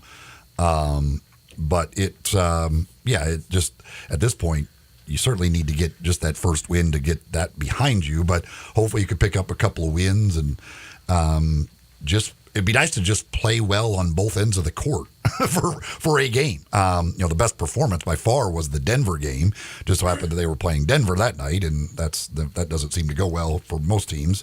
But shoot the ball well, defend, everything. Just kind of have a night where things go well, and don't dig yourself a big hole early on like they did at Utah. Hour one, we also talked about the Tigers last night on the hardwood, winning their preseason finale, their second exhibition game, taking care of business, as you would imagine, against Lemoyne. And they are getting set for their regular season opener on Monday when they host Jackson State at FedEx Forum. Also talked a little NFL as the new week kicked off with the Steelers knocking off the Titans 20-16. Pittsburgh improving to 5-3. The Titans dropping to 3-5. The NFL slate this weekend is terrific. There are some titanic matchups. Yeah, though, and maybe the best matchup is going to be played in Germany, over in Frankfurt. First time they've ever gone to Frankfurt, Germany. Last year played the first game over there in Munich, but that's a pretty good get for the folks in Frankfurt to get the Chiefs and the Dolphins as their first game ever over there. Could be a high-scoring affair. The Dolphins have been high-scoring team, obviously, but they've lost. Seems like whenever they've kind of had that big matchup against another good team, they've lost, whereas the Chiefs coming off the weird performance against Denver where they did not score a touchdown, and it's if you're Miami, as you project forward and start thinking postseason, you don't want to have to go to Kansas City in January. You don't want to have to go to Buffalo in January. So if you're the Dolphins, you really want to try and find a way to earn home field advantage throughout the postseason, so you don't have to go to these cold weather cities that would be the likely spots you would end up going. They've already lost the game to the Bills, obviously. They don't want to lose one to the Chiefs. Pat Mahomes was less than 100% in that loss last week, so he probably needs to stay away from the bratwurst. In Germany, I know it was flu-like symptoms. Not sure if it was any kind of stomach virus, but the Chiefs are a 1.5-point favorite. Game will be on NFL Network starting at 8:30 a.m. on Sunday. Aside from the Dolphins and Chiefs, do you think Taylor will be there? Where does her tour start? Do we know where her tour starts? Is she touring over there by chance? I thought she was headed to Europe, but I don't know her schedule. I think that I don't know if the tour's actually started up. I'm going to guess she's at the game. I'm guessing she's going to be there. Okay, so she wasn't at their last game last weekend, and they lost. And Kelsey was, No, his numbers are like crazy. Is there something to it? It's like he averages like twice as many yards in games she's at versus games she's not. Was he that downtrodden with Taylor not there? Was that the difference maker for Kelsey? So I don't know. I'm not sure if she'll be in Germany or not. I'm sure Zach right now is feverishly looking to see what her schedule is. What's her tour schedule? It's not like I keep up with her. It's just we know you do. What's her tour schedule? Beyonce, Taylor Swift. Is her tour started? No, her tour starts. Her tour dates in the U.S. Oh, this is next year. That's why I'm looking at it. Does she ever not tour? When is she? International tour, November 9th. Okay, so and where is that? Week. Where's that at? That's in Argentina. Oh, she's not. Unless they have a football game in Buenos Aires. Well, I mean, that's 5 days. Let's see. So no way she's going to Germany. Sunday's the 5th. I mean, she could do that. She could do it, but I don't know. I don't know if she's going to Germany and then to Buenos Aires. So Dolphins Chiefs from Frankfurt, Germany. Does she go to Germany on her tour? I'm sure she does. Germany is Sunday. I think she can. She can. When does she go? Does she tour in Germany? Is Germany does she have on? Is Germany on the schedule? It has to be. She could go do some sightseeing. She could do site evaluation. Does she not do Germany? Sure, she does. Yes. She will be in Germany for a couple of weeks. When is that? That's in July. Oh gosh. Yeah. She mistimed that one. Man, this is gonna be a long tour. I mean, it seems like she never stops touring. It takes a few days off here and there. All right, so Seahawks and Ravens, they play this weekend. Seahawks at 5-2, Ravens at 6-2. That should be a good game. Also on the schedule, you have the Cowboys and the Eagles. That's a titanic matchup. Cowboys at 5-2 on a nice little roll here, especially with Dak Prescott, the Eagles at 7-1. And then you have your Sunday night game with the Bills and the Bengals.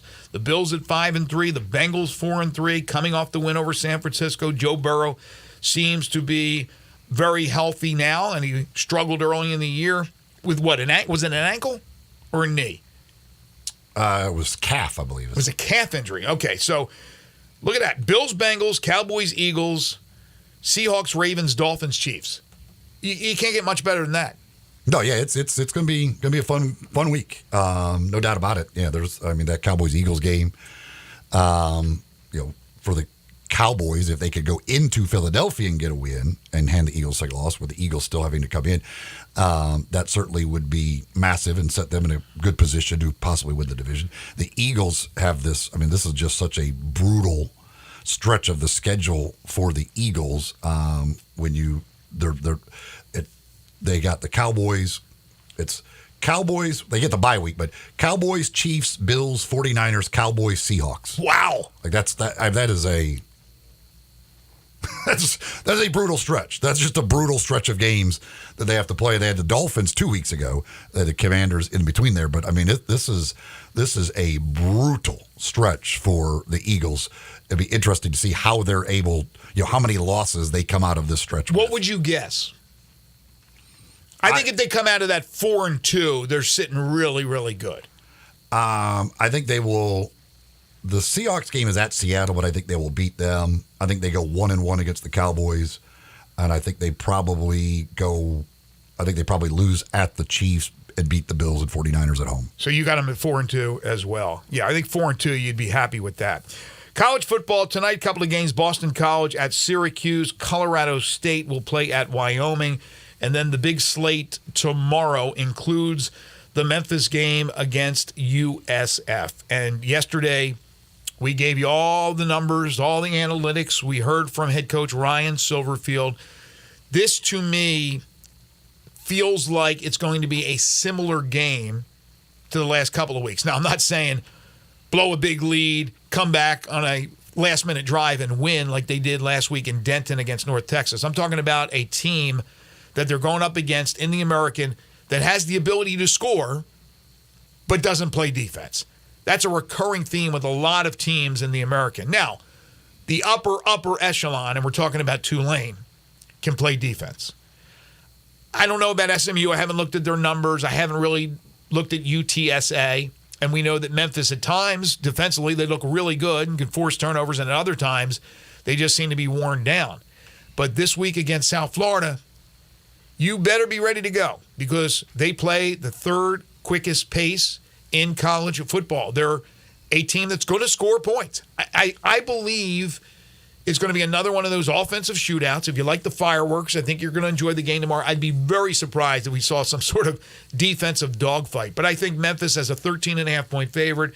Vegas is pretty good at what they do. They feel very confident. I feel confident Memphis will win the game. But I don't think they're going to beat them by more than 13.5. I'd be surprised if Memphis goes in there and routs them. Now, South Florida has gotten into situations in past weeks where UAB scored 55 on them. You turn it over a couple of times, and all of a sudden now you're down 3 touchdowns or 4 touchdowns because teams take advantage. They're able to move the ball on you. They're able to pass on you. Hennigan should have a field day in this game. So that's what I'm looking at. If you like the fireworks, you like the scoring, I expect it to be a high-scoring game. I expect Memphis to win that game. And if they do, they improve to 7-2 going into the big Biff Poggi game next weekend, where they'll be a favorite on the road. And if you take care of business, it sets up for that following week against SMU. Yeah, I mean, again, that SMU game is kind of the game remaining on the schedule, but you got to take care of business in these other games that you should win. You certainly can't afford a home loss to a team like USF. It's they are not very good, but they are a team that if you don't go out and play well, if you go out, turn the ball over, give them extra possessions, they certainly have the ability to beat you because they have the ability to score points. But you can't afford a loss no matter where. They've got a good quarterback who can hurt you both throwing and running. They've got a good receiver. They've got the running back who's pretty good. A lot of transfer guys, as you would expect. They went to the transfer portal and brought in these guys from a lot of Power 5 schools. So, but their defense is just like just about every other defense in the conference. Awful. It's just they struggle to stop anybody other than Alabama. Whatever. Again, I'm not sure how, but they've struggled. They haven't stopped anybody other than Alabama this year, which is the most bizarre thing in the history of college football, possibly. So does that tell you that there is just more skilled offensive players that are available to all teams as opposed to maybe the defensive players? Or does it tell you that the rules of engagement, if you will, in college football these days just gives such an advantage to offensive players? It's very rare to see a team like Iowa that plays really incredible defense. That's the rarity now in football. What is the reason why at every level, I mean, Power 5, Group of 5, the smallest Division 1A schools that can still put points on the board? Well, the rules are obviously slanted towards the offense at points, but teams that are running 70, 75, 80 in plays a game. I mean, there's the up-tempo offense. I mean, it's hard to defend that. I mean, there's so many more possessions, so many more plays in a game. There's just going to be more. There's going to be points scored. So it's more scheme and the rules of the game than it is personnel. Well, they're all. I mean, there is a. I mean, again, the transfer portal has distributed the talent much more. Just look at every one of these teams in the American. If you go through their skill position players, most of them are transfer guys. Yes. And a lot of them came from Power 5 schools. There's a lot of receivers and running backs at these Power 5 schools who don't get that opportunity, and then they decide to transfer, and they kind of go down a level into the Group of 5 for an opportunity to be that starting running back, starting receiver. I mean, again, USF has Florida transfer at running back, Minnesota transfer at receiver, North Carolina transfer at receiver. The other receivers from Wagner. You also get that where the guys at the FCS who are really, really good want to get their opportunity, and maybe they're not good enough to go all the way up to Power 5, so they come into that Group of 5 area as well. No. So in the Group of 5, you're kind of getting it from both directions. You're going down in the lower levels. With Memphis and the linebacker from East Tennessee State, who's having a great year. Chandler Martin. Yeah. I mean, but you also have the guys, you got Blake Watsons from Arkansas, though, and the Blakepsies and all that. Yes, so you're getting in a Group of 5. You kind of can get it from both directions, and put this together. But that's just the way. That's the sign of the times in college football.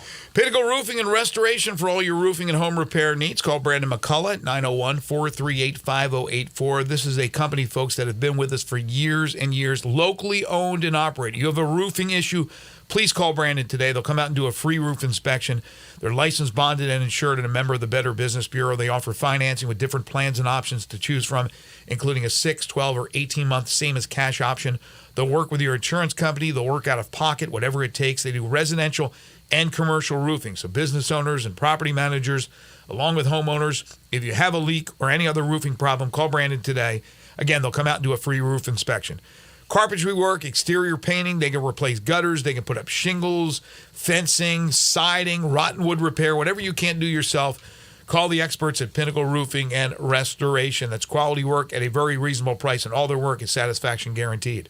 So call Brandon at 901-438-5084 or go online to newroofmemphis.com. Pinnacle Roofing and Restoration for all your roofing and home repair needs. When we come back, the head basketball coach of the Ole Miss Rebels, Chris Beard, joins us. This is Sports 56 Mornings with Greg and Eli on Real Sports Talk, Sports 56 and 98.5 FM. You already know you can listen to Sports 56 anywhere with the Sports 56 app or at sports56whbq.com. But you can also watch us daily with live video of all of our shows on Twitter, Facebook, YouTube, and Twitch. You or someone you know or care about has dealt with a difficult divorce. When facing divorce, you need the attorneys at Rice Law.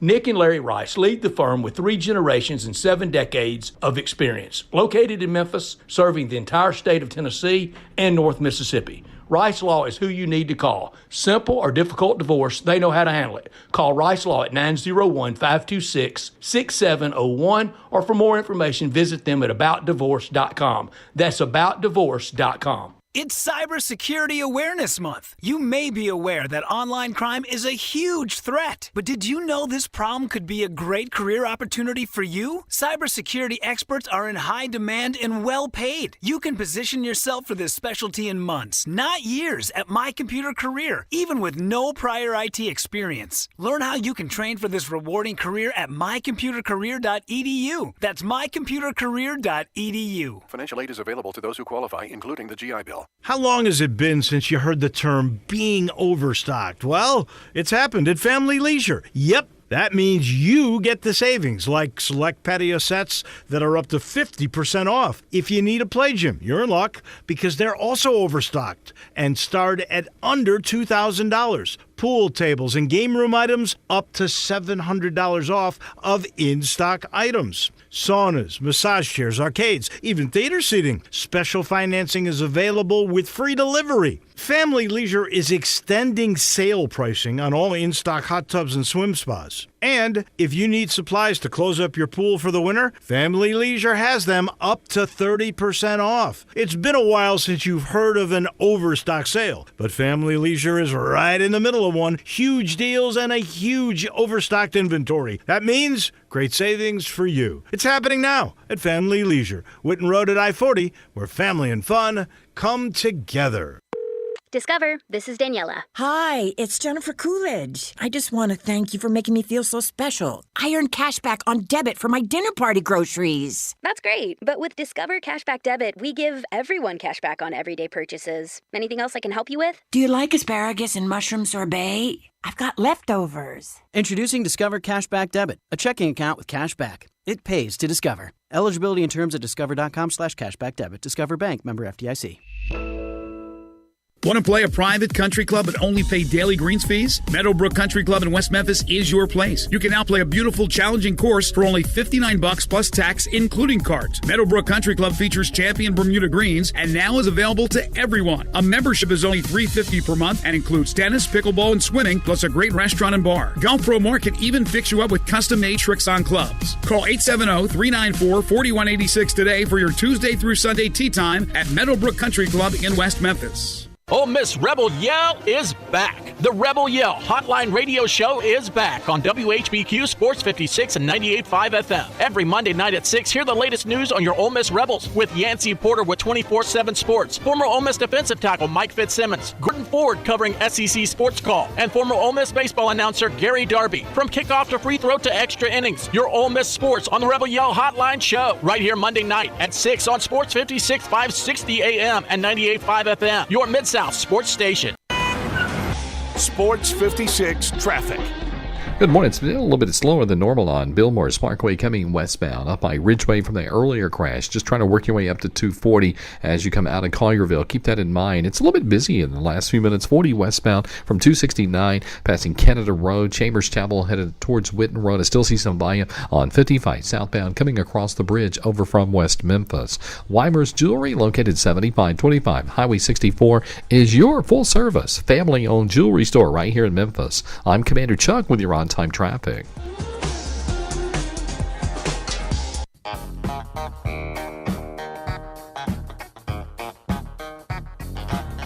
Now back to Sports 56 Mornings on Sports 56 and 98.5 FM. This hour is brought to you by James Gaddis Jewelers. Don't you just love it? Here once again, Greg Gaston and Eli Savoy.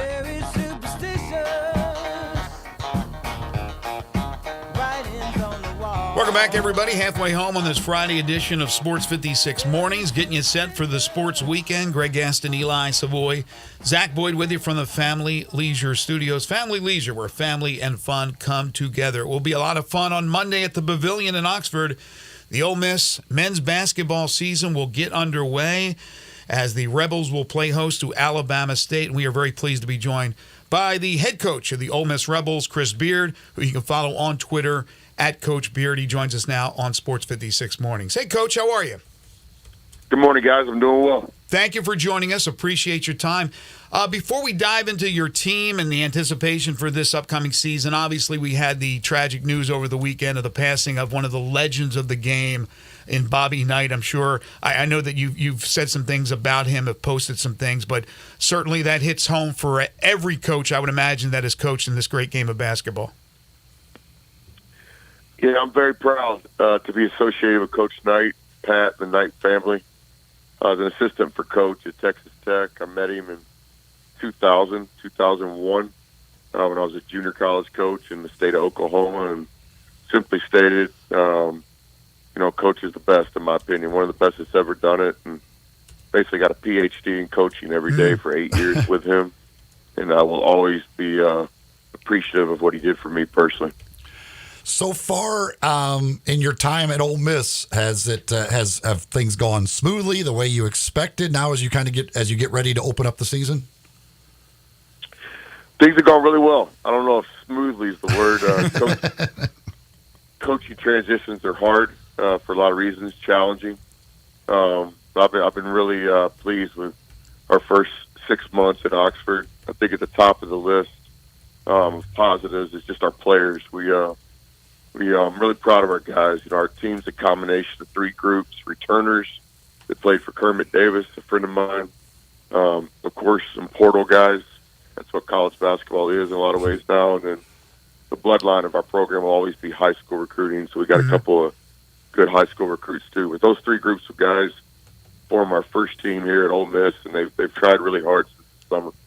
When I said just a moment ago, the people are so excited, and I said it's certainly not hyperbole. This is a much anticipated season to bring in a coach of your stature to coach these guys. Obviously, the football program is rolling right along, but they're really chomping at the bit for a big-time basketball season, a big-time basketball run, and I'm sure you feel very confident that you guys will eventually get to that point.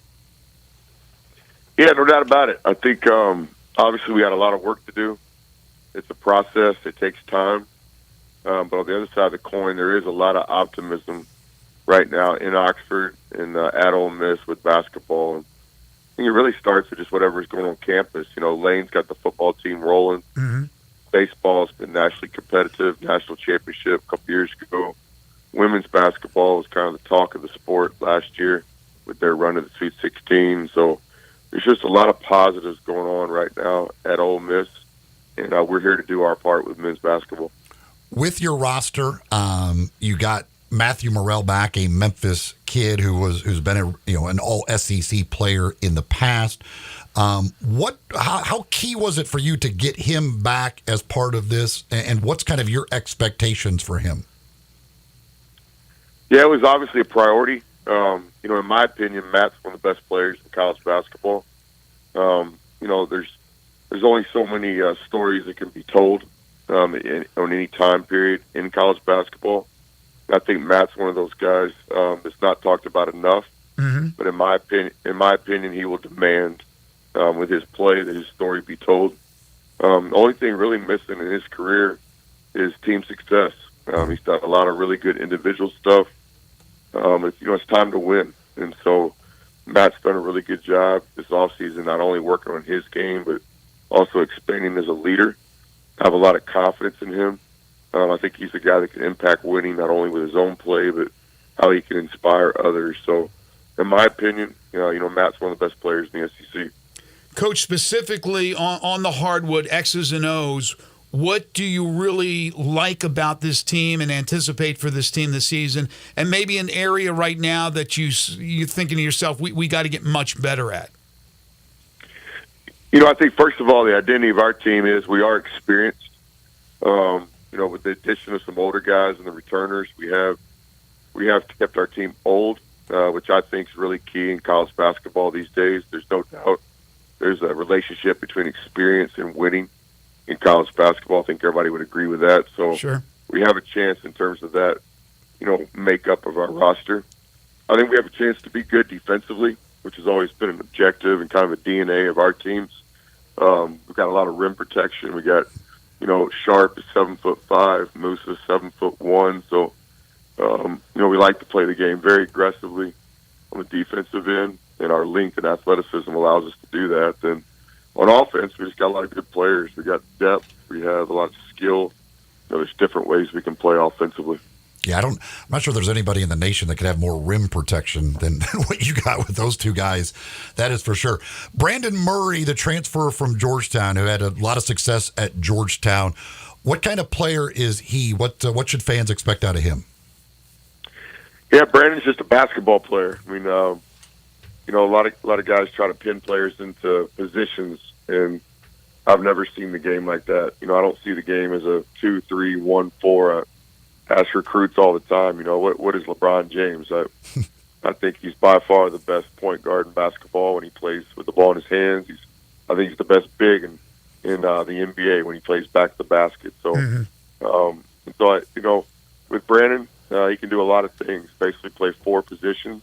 He's kind of a positionless guy, which is kind of how the NBA plays now. So, we're very optimistic of Brandon's, chance to really be successful here in Oxford.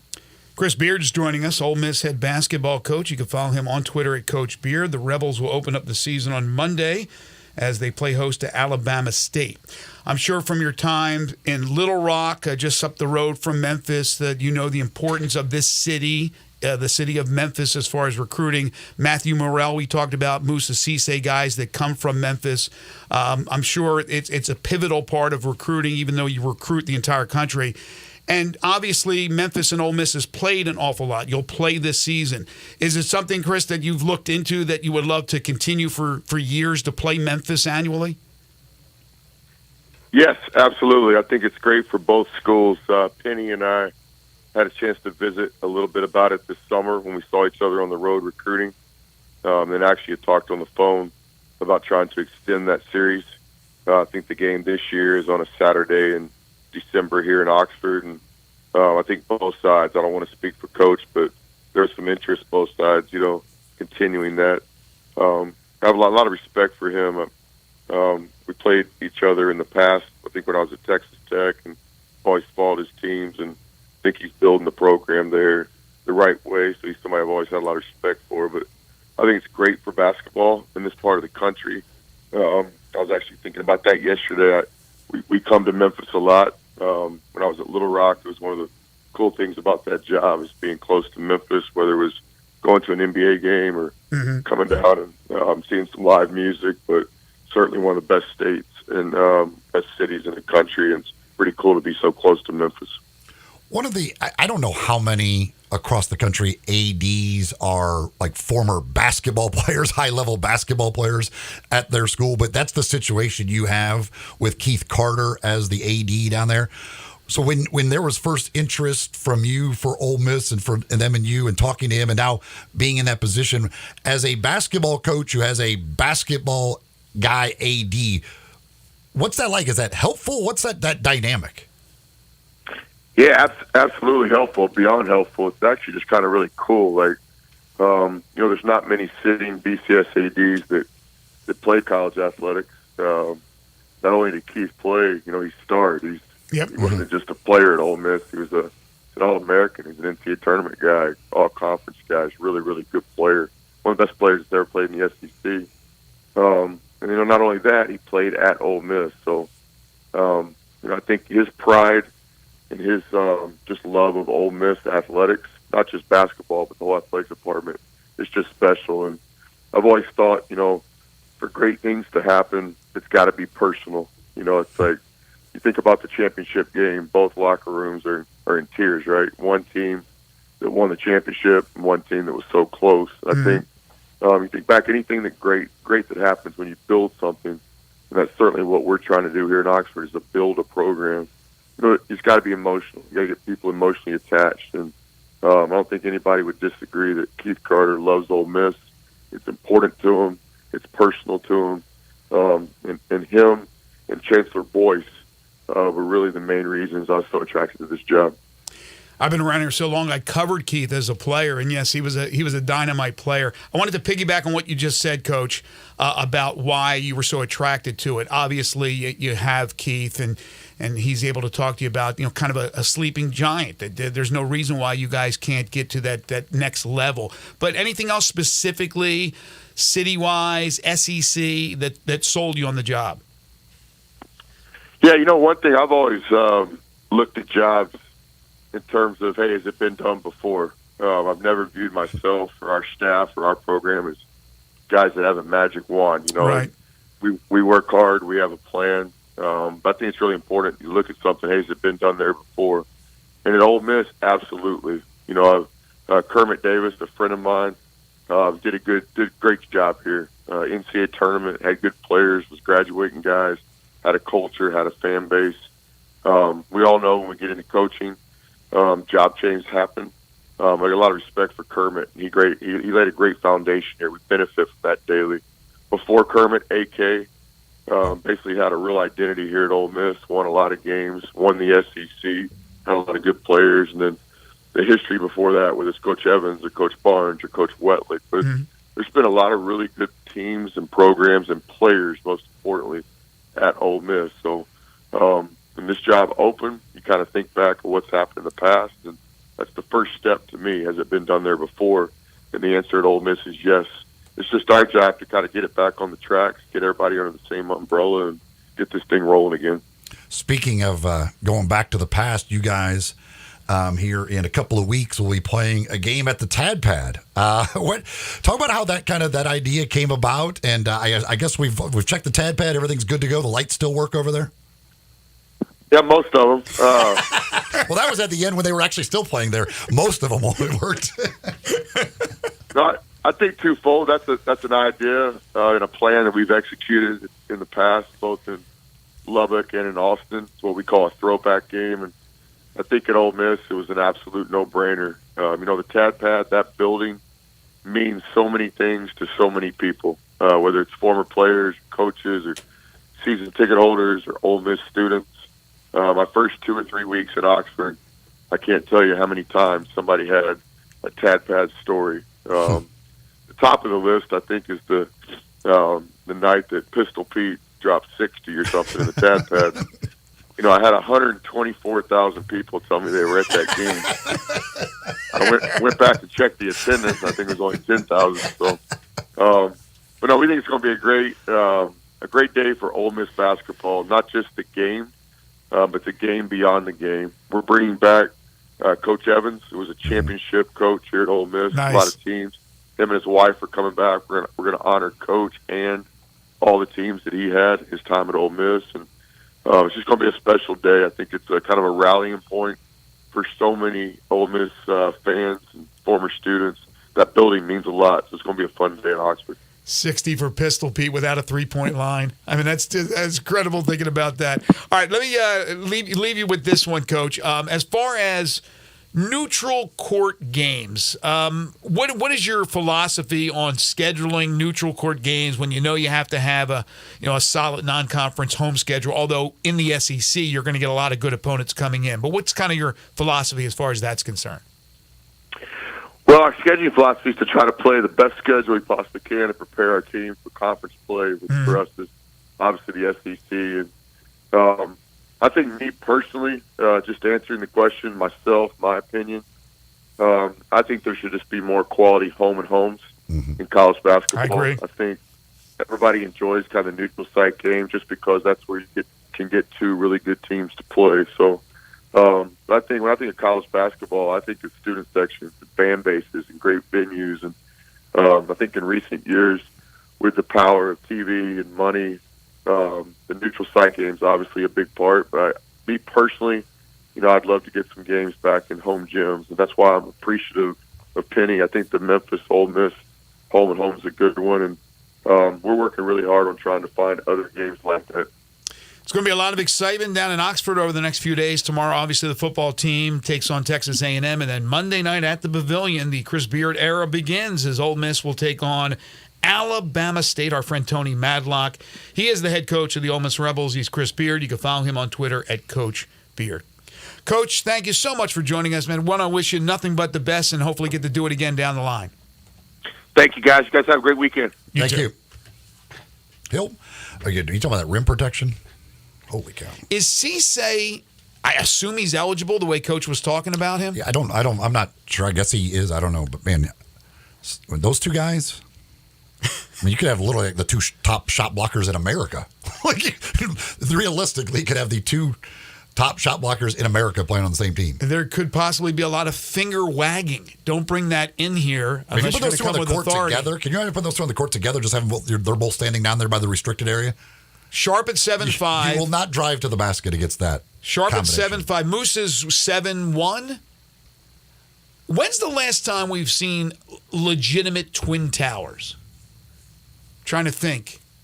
In the NBA or even prevalent in college, like the twin towers.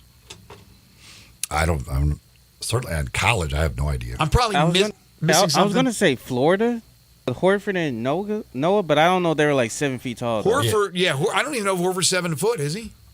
No. Yeah, he's like 6'10" or something like that. I mean, these guys are like crazy tall. Sharp at 7'5". Moose is 7. Is he 7'1"? Yeah. Musa?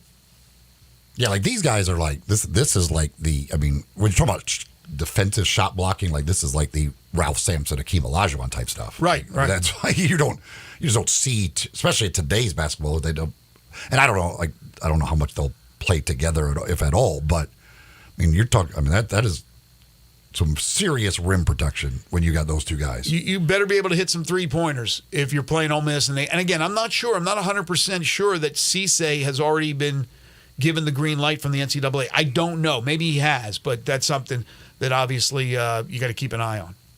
Last night was over at East Coast Wings, checking out a little bit of football action, a little bit of basketball action, having some good food, enjoying myself over there at East Coast Wings and Grill. And, of course, when any games are on, you can always watch them, like tonight with the Grizzlies in action, college football, of course, over the weekend with all the college football, NFL action.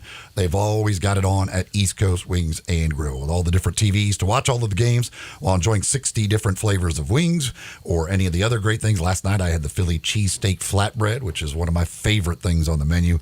Absolutely love that. They've got great burgers. They've got other sandwiches, salads. They can all delicious stuff over there at East Coast Wings and Grill, plus 24 draft beers on tap, any other drink you want, and in great staff, great people. Just always a good time when you're over at East Coast Wings and Grill.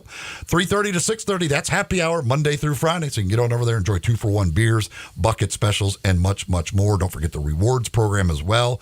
East Coast Wings and Grill, located on Kate Hyde Boulevard. That's the road that runs right between Lowe's and Walmart off of Highway 64. Go check them out at East Coast Wings and Grill. You're tuned in to Sports 56 Mornings with Greg and Eli on Real Sports Talk, Sports 56 and 98.5 FM. Join the voice of the Tigers, Dave Woloshin, for Wolo and Friends. Weekday mornings from 10 to 11 here on Sports 56 and 98.5 FM.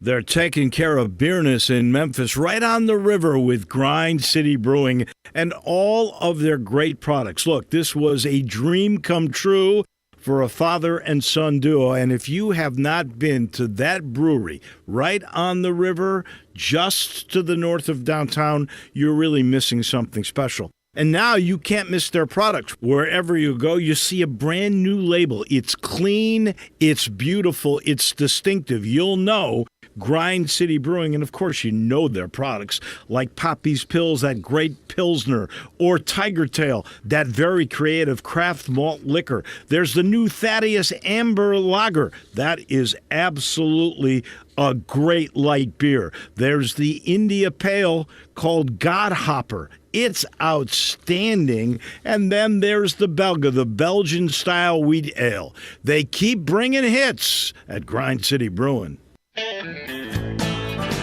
5-Ash Roofing, it's what we do. Roofing and siding, gutters too. We're the pros you can trust to get it done right. Call on us. 5-Ash Roofing, the name to know. 5-Ash Roofing, the only way to go. 5-Ash Roofing, it's what we do. 5-Ash Roofing. Is that not the corniest thing you've ever heard? Can you believe I paid good money for that silly jingle? Well, the experts say make it memorable, and I think I got my money's worth. 5S Roof Services, proud partner of the Memphis Tigers and the official roofer of the Tigers home team. 5S Roofing, 367-0050 or memphisroofer.com. 367-0050 or memphisroofer.com. 5S Roofing, it's what we do. We're here for you. eBay Motors is here for the ride.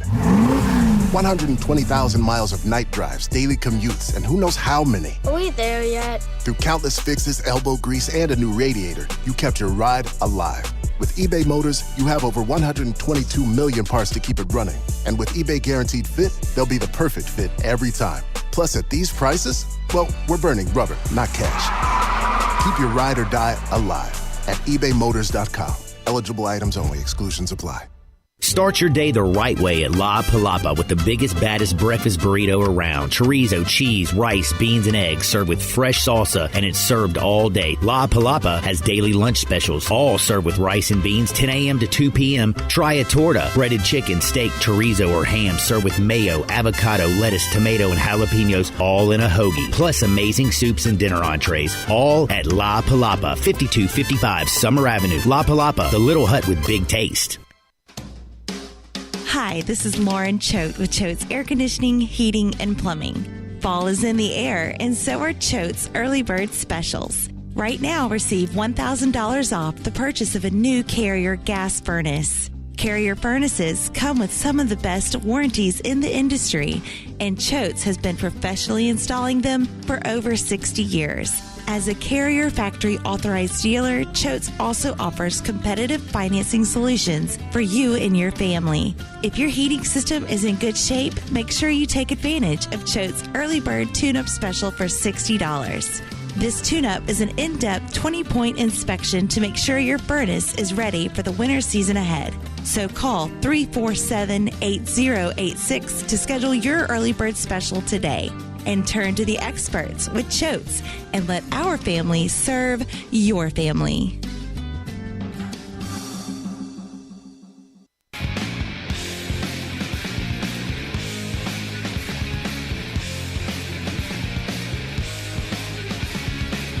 Now back to Sports 56 Mornings on Sports 56 and 98.5 FM.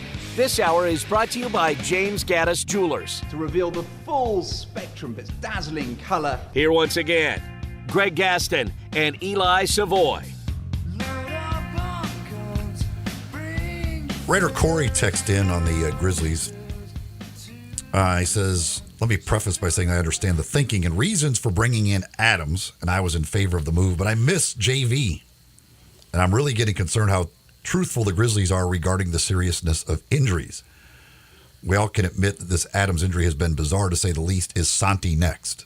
Well, the fact that Santi is now doubtful, I'm guessing that there's a good chance probably Sunday he'll be listed as questionable, and we all know when the Grizzlies list somebody as questionable, they play.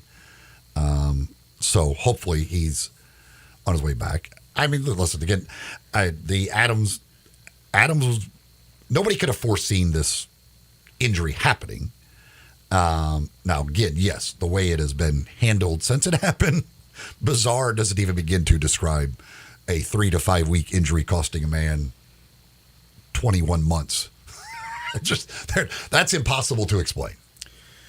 The whole injury health situation with the Grizzlies players, and it's probably like this across the board in the NBA, is always strange. It's strange. I know they have an injury report. I know we get that the day of the game or maybe the night before the day of the game, whatever the deal is. It is still bizarre to me how there's no. I understand they're going to keep things close to the vest, but a little transparency, just a tad transparency would be nice. Yeah, that was Bizarro World with Steven Adams. Hopefully that's not the case with Santi. Again, he's now listed as doubtful, meaning he probably will not play tonight, but he's moving up. He's moving up to the east side, a deluxe apartment in the sky, because once he gets to questionable, as you said, that usually indicates you're playing. And maybe he'll be questionable for Sunday. That would be my guess, but If not, I would certainly expect that if they've upgraded him to doubtful, that he will play soon. Speaking of past Grizzlies players, have you seen what Dylan Brooks is shooting from 3-point range now? I have not checked on Dylan Brooks. 62.5%. 62.5. How many attempts? He is 10 for 16 on the year. He just needed to change the scenery, my friend. First of all, I'm shocked that in 4 games he's only attempted 16, especially with the fact that he's making them. I would have thought if he's making them, he's shot 40 by now. But he's only attempted 16, and he's made 10 of them. So according to your math, Eli, Xavier Tillman has missed all his threes while Dylan's been making all his threes. Pretty much. Not a good trade-off. Well, the crazy thing is Tillman and Dylan have attempted almost the exact same number of threes. Figure that out. Like, I listen. I mean, I'm stunned that he has only attempted 6. He's attempting 4 threes per game. I would have thought on that team where there isn't anybody he has to really defer to.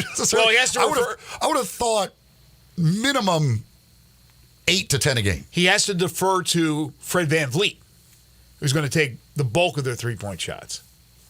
But yes, that's one other guy. Here he has 4 guys. I'm with you. And he still found a way to get up 8 or 9. If they were on, let's say Brooks was back on the Grizzlies, and I told you that each one of those guys were to take 16 shots at 3-point shots, who would you rather take the 3-point shots? You still would take Brooks, right? Even though Tillman supposedly can hit some threes, you don't want Tillman. You still want Brooks. Even though he gets slap happy from 3, we know that he can make threes, not consistently. So it's not a surprise that he's hit a high percentage of that. But it is a surprise, like you said, that he's only taken 16. He's attempting less than 10 total shots per game. He knows where his bread is buttered on the defensive end. Is the fewest shots he's attempted per game since his second year. I don't know. It's early. Let's see what happens. It's early. It's the fewest threes he's attempted since his second year. Like, it's just, he's gone down there. He's got to get time to get acclimated. And he's not shooting the ball for some reason. Like, it's just bizarre to me. Woj is reporting that this in-season tournament, which will pay the members of the winning team $500,000, the players, they'll get $500,000 apiece. Some good coin. But he says now they're designating money to the coaching staff. So he said the head coach of the tournament's winning team will also be awarded $500,000, and assistant coaches will share an additional pool of money that'll comprise 75% of the winning coach's total.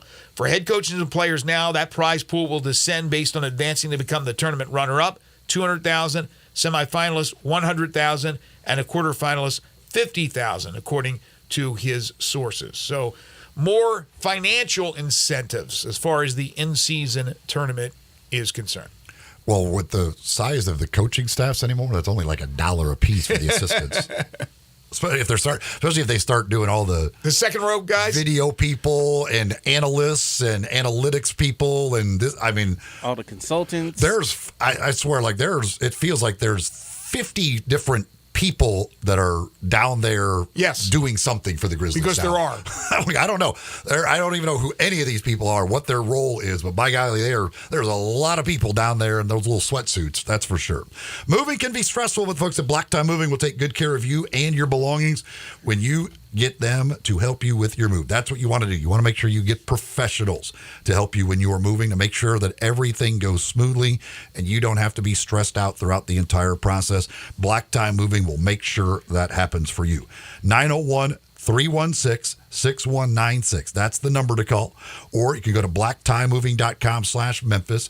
Talk with them. They work with you, coming up with a plan, fitting your needs, fitting your budget. They give you a no obligation quote up front, so you know exactly what it's going to be before you sign up for anything. Plus, During the move, you get a moving concierge available 24/7 to answer any questions that might come up. Don't ask your friends. Don't try and do it yourself. Get the professionals to help you. Talk to the folks at Black Tie Moving, 901-316-6196, or go to blacktiemoving.com/Memphis. Brandon Lang is next. Hour 3 on the way. This is Sports 56 Mornings with Greg and Eli on Real Sports Talk, Sports 56 and 98.5 FM.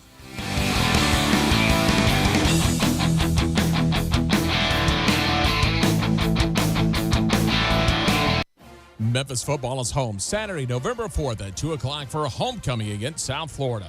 Enjoy the pregame concert, mechanical bull riding, and Tiger tailgate on Tiger Lane before the game.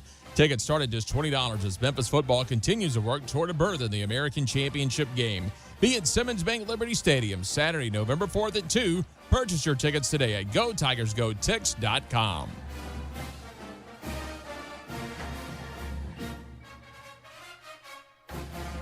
A good friend of mine told me about this awesome place for lunch. Oh, yeah? What's the name? Neil's Grill and Bar, where the fat man rocks. Everybody knows Neil. Where's it located? It's located in Yorkshire Square off Quince. And what's it like? The best lunch place in Memphis. You know, like real mashed potatoes and gravy. Everything is made from scratch. Monday through Friday, daily lunch specials like Monday, baked chicken, Italian Tuesday, spaghetti, ravioli, Italian spinach, delicious fried catfish, fried chicken livers every Wednesday, Friday, Salisbury steak, barbecue chicken, or if you just want a vegetable plate, the best veggies in town. What about the lunch price? Meat and 2 veggies, $8.95. Meat and 3 veggies, $10.95. And veggie plate, $9.95. Big fat boy portions, man. Man, you're making me hungry. Come hear the best live local music at Neil's. Eddie Smith plays Sundays 5 to 9, Mondays karaoke, Tuesdays Debbie Jameson, Wednesdays Elmo and the Shades, Thursdays John Williams and the A440 Band at Neil's. Where the fat man rocks. Roofs, and more roofs. Chris Price here with Metro Builders. Is your roof leaking? Do you have mold stains on the ceiling of your home or business? Is your carrier denying your claim or offering a repair simply because they don't have enough documentation? You need a contractor that performs work for insurance claims for policyholders each and every day, and Metro Builders is here to assist. Call Metro Builders. At Metro Builders, we provide free estimates, consultation, and claim repairs. Metro Builders' process of arriving, inspecting, diagnosing problems, and estimating is second to none, commercial and residential.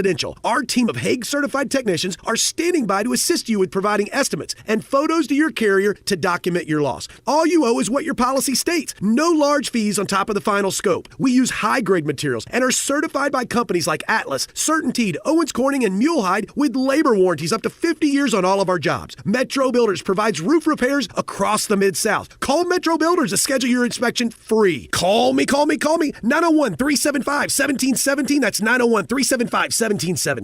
Did you know gas goes bad in as little as 30 days? Bad gas can cause rough starts, poor performance, or no starts at all. Stable, America's #1 fuel stabilizer, ensures quick and easy starts after storage. Stable's proprietary formula keeps fuel fresh for 2 years, outperforming competitors. Whether it's your car, truck, boat, lawnmower, leaf blower, weed trimmer, ATV, motorcycle, or anything else with an engine, when you store, start with Stable. Moving is stressful, but Black Tie Moving can take the worry out of the process. Whether you're moving across town or across country, moving your home or your office, your personal moving concierge from Black Tie Moving will work with you to design a plan that perfectly fits your budget and needs. And they're available 24/7 to answer any questions you have. Give Black Tie Moving a call at 901-316-6196 or go to blacktiemoving.com/Memphis to get your personal, no obligation quote from the moving experts at Black Tie Moving. We are Sports 56, WHBQ Memphis, and W253 DF Memphis, Flynn Broadcasting Stations. Sports 56 traffic. Good morning. It's finally starting to move a little bit better over here on Bill Morris Parkway 385, coming inbound up by Ridgeway, getting on to 240 from that earlier crash. Actually, we had two separate ones over there. It's still a bit crowded on 55 south across the bridge coming over from West Memphis. Traffic still looking good right now. I-40 over here at Sycamore View Road. Weimer's Jewelry, they're back open better than ever. Go by and see them this weekend at Weimer's Jewelry, 7525 Highway 64. I'm Commander Chuck with your on-time traffic.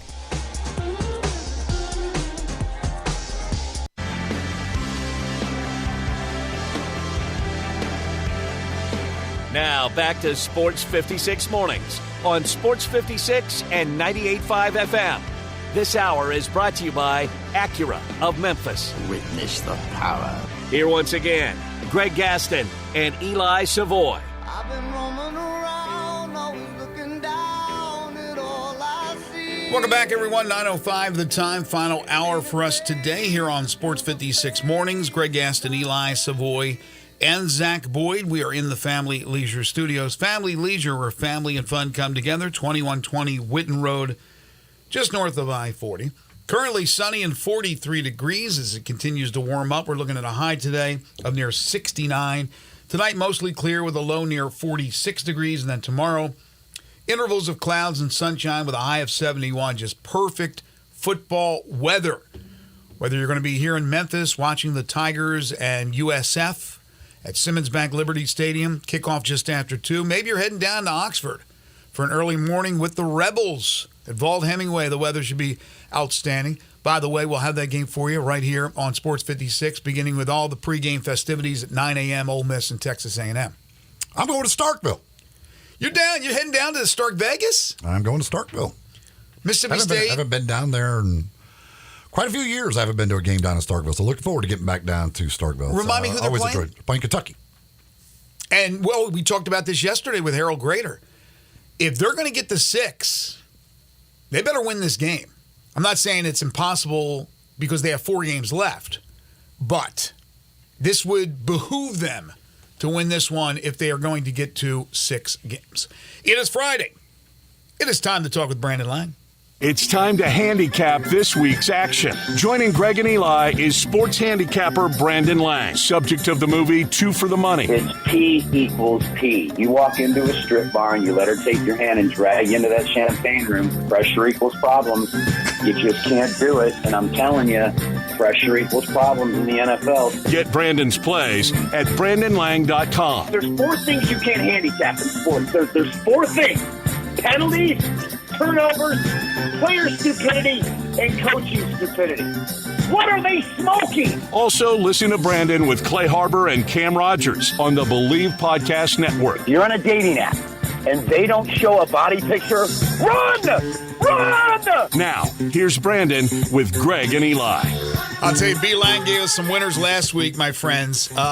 He told us I was down in Denton, Texas, and Brandon said, take the over in that game, and you were right, Brandon. 87 points scored in that crazy game. How are you, my friend? Okay. Wait, okay? You're doing okay? Or Well, just, there's many facets to the B-Lang. I'm sitting here in my living room right now. So she came in from New York last night. Oh, she did? Okay. And here's what B-Lang put together. So I made her set. She's real big on candles. She loves candles. Mm-hmm. So B-Lang had a total of 88 candles. So from the minute you open the door from the garage, there were candles on each side, like a runway where a plane is landing, that comes out of the garage, that goes to the stairway, that goes upstairs to the master. And then you get to the stairs, and there's candles on each side of the stairs that go. Also, it's a path. It's a runway that leads her into the master. And I had candles on both sides all the way up. So then you get to the top of the stairs, and there's candles on each side leading her into the master. And you get into the masters, and there's candles on my dresser, candles on the nightstands. And then there's a bouquet of sunflowers, which she loves, on a table with a candle. And that was the runway. Here's the kicker. Rose petals in between the candles, all the way up to the room. You bro, romantic, you. Man. Bro, game changer. I'm on 2 hours sleep. I love you guys. It was just Oh, you must have been watching movies all night. Okay, I understand. Because listen, you have to understand something about her. So, and being very transparent, she's in her 50s, lived in New York for the last 40 years. She's 5'8". She modeled. She acted. Has the personality of Julia Roberts on Pretty Woman times 100. She is fashionable, dresses to kill, knows fashion. She's the type of woman. Let me make sure I'm very clear on this. She's not a gold digger.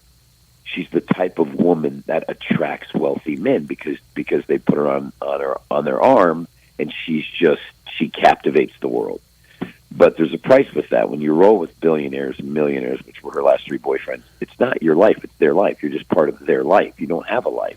And yeah, the gifts and the shopping sprees and stuff are great, but at some point you wake up and go, where's love? I mean, you can sacrifice money for love as much as you want, but where's love? Where's love in it? Finally, she's just, I've had enough. She broke it off with all of them, and then when she did that, like a month later, who comes strolling through the Hamptons and meet her? Me.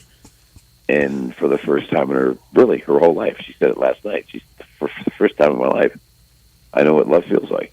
And B. Lang has pulled off the pull of a lifetime point.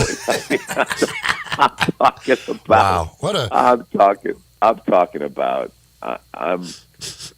There's out kicking your coverage, and then there's out kicking your coverage. Get a Kleenex, bro. She's so spectacular. Good for you. The man who's in our open talking about let her have your hand and lead you into the champagne room, and if they don't show you a body picture, let me tell you something. Here's now telling us about love. He's here to tell us about love. It's amazing. I've had to answer for that strip bar reference multiple times. You want to tell me about that? You want to explain what you're talking about there? Wait till I get to talk to her. I got some stories for her. Babe, I just want to tell you, before I met you, we had a pretty good run in my 20s. And, just like you had this run. In your 20s. It's in the past. It's the past. You had a long 20s. No. That was one hell of a long decade. You're exactly right that you can't, when you meet someone, you cannot hold them accountable for their past. Exactly. That's the past. But they do sometimes. Live in the present. It's about the present and the future. Listen, she doesn't. Like I said to her, this is funny, I'm driving through Aspen, just to give you an idea. We'll get to games in a second because this to give you an idea. I said, I'm driving through Aspen back to Vegas. And I said, you ever been to Aspen? We're talking on the phone as I'm going through Aspen. And she says, yeah, once. I go, yeah, did you ski? She goes, no, just went there for the weekend. I go, what do you mean? She goes, well, I just flew in private and stayed in a 5-star hotel and went shopping. And I go, so that's what we did. One of these guys that she's their trophy piece, basically just eye candy. I'll take it to Aspen for the weekend, and they just flew in on his private jet, and got a hotel room, and he took her shopping, and blah blah blah, and she's his eye candy, and that's kind of what the relationship was. And who's got the girl? You. Unreal, guys. So unreal. Good for you, brother. All good. And the slap game was an easy winner. Slap game was a winner. You told us to go over in the Memphis game. I mean, it was a good weekend. So I hope it was a good week overall for you. It was. I'm just looking at the cleanup right now of wax and candles on the floor. I'm like, this is rose. Just don't burn your place down. All right. The romance is great. All right, let's go. Let's dive into it because the NFL slate's incredible. I'll save that for last. Let's start with college. Big one in Tuscaloosa, LSU, Alabama, 3 points, Alabama favored, and that's basically because they got home field, right? Usually 3 points for the home field, so that's almost like a pick'em game. How do you say it? Remember you guys when Bama went to A&M, and Bama was laying 2.5, and I broke down that game, and I said, as much as you'd like to use A&M in this game, there's a word that you guys have heard me use a lot. It's called value. Mm-hmm. And sometimes you just have to go with the value. And the value is, when do you, like Saban was laying 2.5 at A&M. I go, when do you ever get Bama on the road laying less than 3 against anybody? Just based on the value, you have to take that. And they ended up winning by 5, I think. I think Jimbo Fisher was inside the 4-yard line to go for a touchdown to tie it up. And instead he kicked a field goal, and it was an onside kick. It was 4th and goal at the 4, and you need a touchdown to tie. They were down 8. That's right. They're down 8. They need a touchdown and a 2-point conversion to tie. And they're 4th and goal at the 4. It's like, 50 seconds to go. And he kicks a field goal. And then you have to get an onside kick to go down and score to win it. You got to go for a touchdown there on 4th and 4. Nobody really made a big stink out of that. And Saban covered the 2.5. Here we are again. When do you get Saban at home? Laying less than 7. So based on the value of the number and the fact that their defense stinks, I'm going to take Alabama. What about Georgia and Missouri. Missouri, one of the surprise teams. Do you believe in them?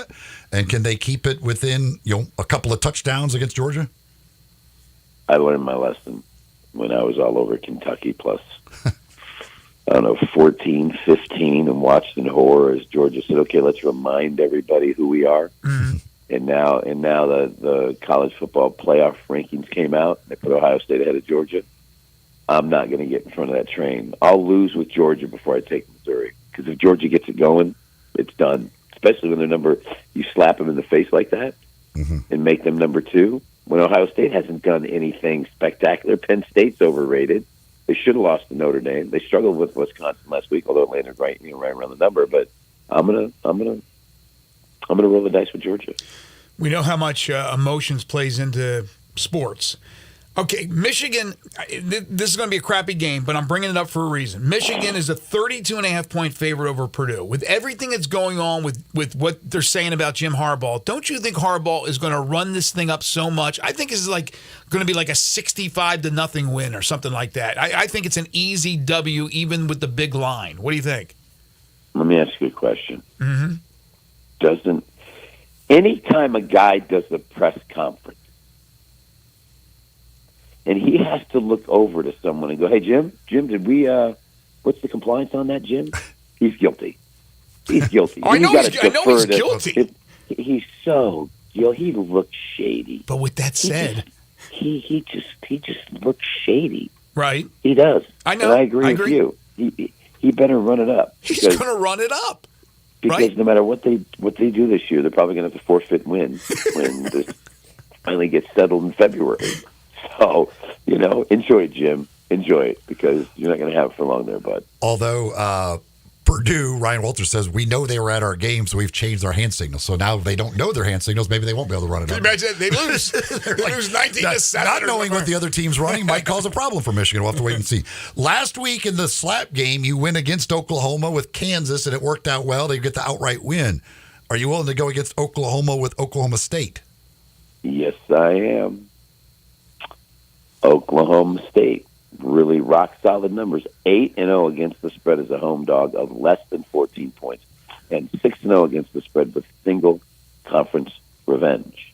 And Mr. Gundy, if he's facing a team at home, a better win percentage, 12-2 straight up against the spread last 14 contests. Bubble burst for Oklahoma last week. Like me some Oklahoma State home dog. Ole Miss 3-point favorite over Texas A&M. I'm going to take A&M. Crazy as that sounds. I just think better defense. This is the game where Lane Kiffin implodes. It's always the one game where he's rolling along late in the year like this. And he has the one game where you're scratching your head. 7-1, 4-1, the SEC, one game back of Bama, but 0-5 against the spread, going against double conference revenge, which A&M is. Better offense versus the better defense.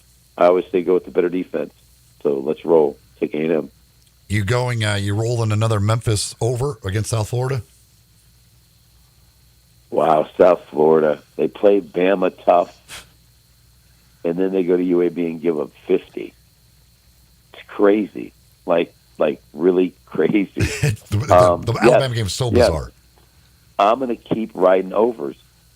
If UAB can put up 55 on South Florida, Memphis should be able to put up 45. So let's go over. Kansas State and Texas. I think this could get interesting for the Longhorns. Kansas State's been on a roll. Texas minus 3.5. Yeah, it's a low number, which means they are begging you to take Texas. Begging you to take Texas at this low number. I have a feeling Texas covers this number. I just do. I just think it's Texas. The way they beat Alabama and with where they're at right now and controlling their own destiny, and I just don't think you can go against them at home at that number. I just don't think you can. In the NFL, early Sunday morning here, while they play over in Frankfurt, Germany, we get a good matchup. Dolphins, Chiefs coming off that I don't even know what happened against the Broncos where they couldn't score a touchdown. Did they bounce back, or do the Dolphins get the Chiefs also? Listen to me. We all could have retired. If you go back when Denver went into KC and they played on that Thursday night game, and Denver's defense, which gave up 70 to the Dolphins, basically shut down KC all night long. KC struggled to score 17 points at home. They had 14-9. They're laying 8.5, or they're laying 8.5, and they had a late drive for a field goal to make the final 17-9. They're laying 7.5, whatever it was. But Denver went up and down the field on them. They were stuck on downs inside KC territory like 3 times and missed a field goal, turned it over twice, and went up and down the field on them. So here they are. It was a 7.5-point home dog last week after playing them tough in KC and beat them outright. They just don't look right. And listen, the tell was there. The tell was there for all of us with KC when they lost the opening night against Detroit. They're just not as good as, the offense looked horrible. He's got receivers he doesn't trust. The offensive line is breaking down. I know Miami's had a chance with their step-up games, and they failed miserably. But in this case, where Kansas City is, when you start rolling into Denver and start losing the way you did. I know they lost to Philly, and I know they lost to Buffalo, which is really 2 losses. But I don't think KC's in the same class as Philly and Buffalo, as crazy as that sounds. So I'm going to roll with them. I'm going to take the dog. One of the NFL's best rivalries all time, Cowboys-Eagles. Eagles at home by 3 is the line from Vegas. Boy, do you trust Dallas? They get blown out by San Francisco. They beat the Chargers because Justin Herbert probably had his worst game of his NFL career. And they beat up on a bad Rams team. And now everybody's buying back on the Dallas Cowboys. Now, listen, I get it. Philly has not looked good. They have struggled. But at home, the big win against Miami. At home, struggled against Washington. Beat Minnesota. I think the bad matchup for Dallas. I do. I'll force Dallas to go in here and show me that they can play a solid road game against an elite team. They couldn't at Frisco. Let's see if they can do it here. The Sunday night game, the Bills at the Bengals. Bengals, Burrow looks healthy. They looked really good. Bills, you never really know for sure. Allen versus Burrow. What do you think in Cincinnati? The team that got screwed last year was Cincy, to a level of epic proportions that people don't talk about, because they had 3 losses playing Cincinnati, playing Buffalo on Monday night when Hamlin went down. They win that game, which they would have. They won their next 2. They have home field advantage because that game didn't count. They got wiped out by default and lost home field advantage. They have beaten this team the last 2 meetings. I don't trust Josh Allen. I just don't. And watching Cincinnati against Frisco last week, they got something going. They do. So I'm going to buy the half-point, lay 2.5. I'm sorry. I think Cincinnati beats them again. Burrow looked ungodly against the Niners defense, and you have a Buffalo defense that is struggling. And I mean struggling. It's almost brutal to watch. And if you look at Buffalo, they're struggling. They struggle to beat Tampa Bay at home. They lose to New England on the road. They struggle to beat the Giants and lost to Jacksonville. So I'm sorry, boys. I think Cincinnati's going the right way. Buffalo's not. I love the Bengals. Do you have the slap game, or were we changing the name last week? I forget what we were doing with that. But it's the paddle game. It's now. The paddle game. We've graduated to the paddle. The paddle. So do we have a paddle game? We have a paddle game now. We're going. I don't know what's next. I really don't. But the paddle game is Cincinnati minus the points over Buffalo. Cincinnati minus the points. Okay. And then one other from me: Seahawks Ravens. I think this is going to be a good matchup in Baltimore. Ravens by 6. All the numbers in the world favor Seattle here. Baltimore's 0-5 against the spreading games, coming off consecutive wins. Lamar Jackson 12-21 against the spread as an NFL home favorite, including 1-7 against the spread when the Ravens are coming off an ATS loss of 3 or more points. So tread lightly. Seattle, Pete Carroll plus the points. What's your feeling on coaching changes, do you with the change in Vegas, do you like the Raiders or do you not like that with a midseason change, that first game? I think the problem is deeper than Josh Daniels. But with that being said, I think Brian Daboll is just as bad a coach as anything Vegas is doing. I won't watch that game. I won't look at that game. Jimmy Garoppolo's not playing. Aiden O'Connell's playing. I mean, they're just – and then Giants, Daniel Jones coming back who's injured. That game probably won't even make red zone. I mean, there's nothing to watch in that game. Well, neither one of those offenses, neither offense may make it to the red zone. they may boycott that game on red zone unless Devontae Adams does something great. We'll flash over and show Devontae, but other than that, no, that game has nothing to do at all. All right, try to get some sleep. We know you won't. We'll talk to you next Friday. Thanks, guys. Thanks, Brandon. Brandon Lang, BrandonLang.com is the website, and of course the Believe Me podcast with Clay Harbor and Cam Rogers. Guns. More guns than you can imagine. That's what you'll find at Classic Arms. Over 700 firearms in stock at Classic Arms. Whether you're looking for a gun for home defense, whether you're looking for maybe some unusual kind of collector's item type guns, whether you're looking for a gun for hunting, whatever it is, they've got it for you at Classic Arms. If you're looking to sell a gun, you're looking to trade a gun, they could do that as well. They've got all the brand names that you could imagine. They buy, they sell, they trade. They will give you free gun inspections. They'll give you free gun appraisals. You can shop online 24/7 at classicarmsofmemphis.com, or you can just go see them in person at 1740 Germantown Parkway. It's right behind Corky's. They're in Cordova, in that little shopping center. But if you're looking for a gun for any purpose whatsoever, there's only one place to go. That is Classic Arms. Go see UTJ, the entire gang over there. They're going to take good care of you. They know everything and all the different, anything else you need, any accessories you need, any ammo, any of that stuff.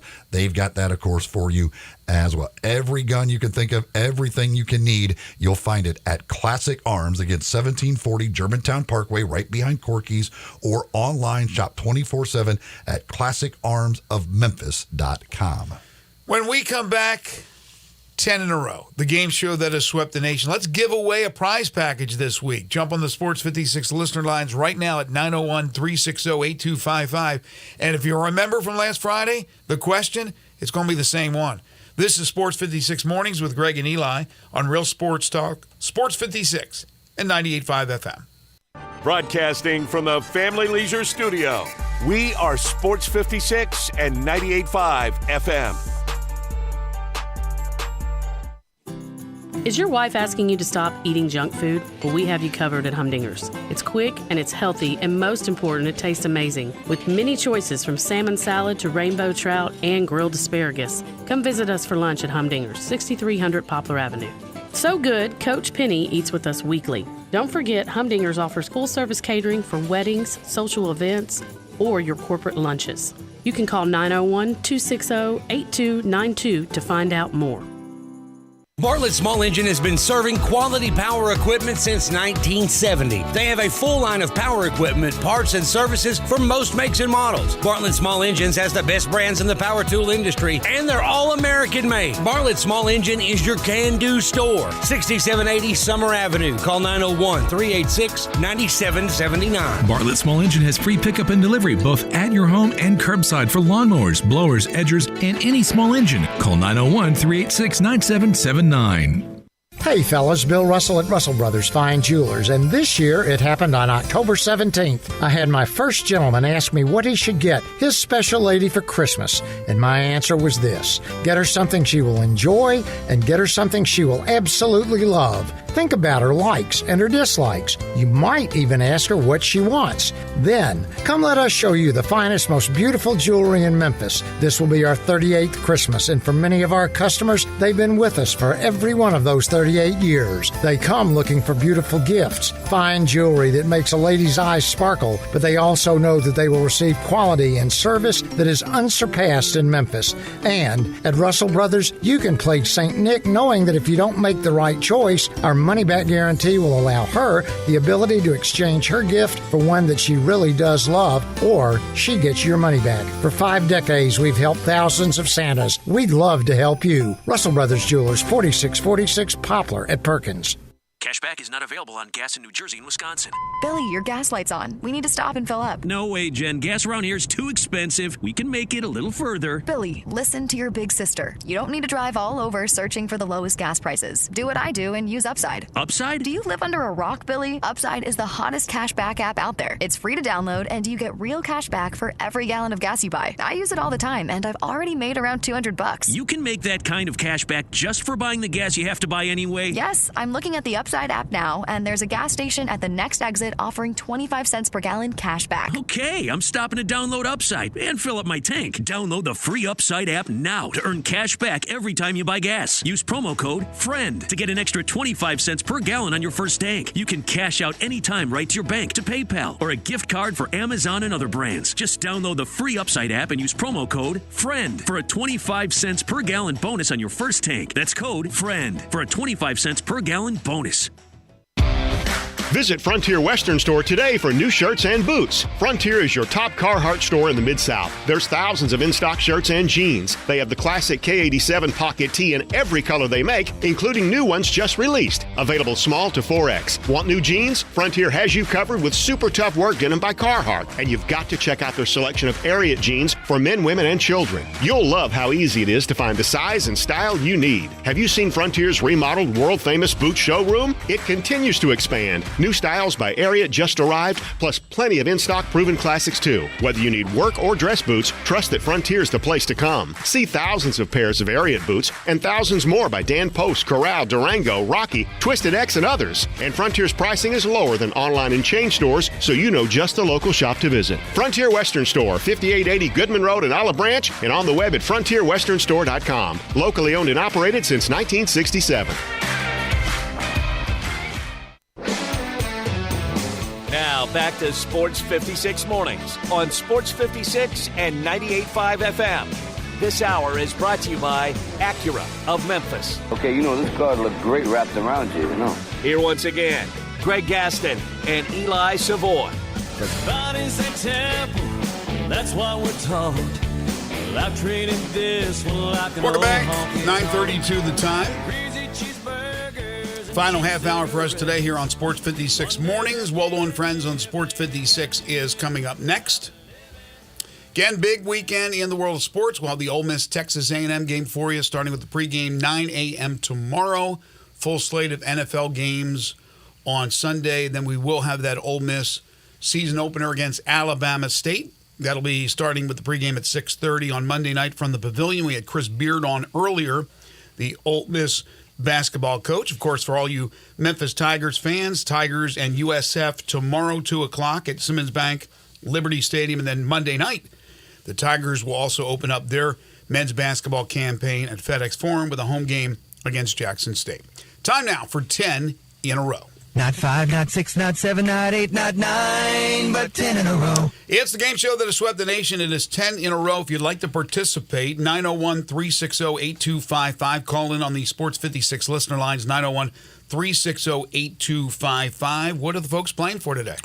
We've got a $50 gift card to Blue City Cafe. Got a $25 gift certificate to Ferraro's Pizza down in the Pinch District downtown.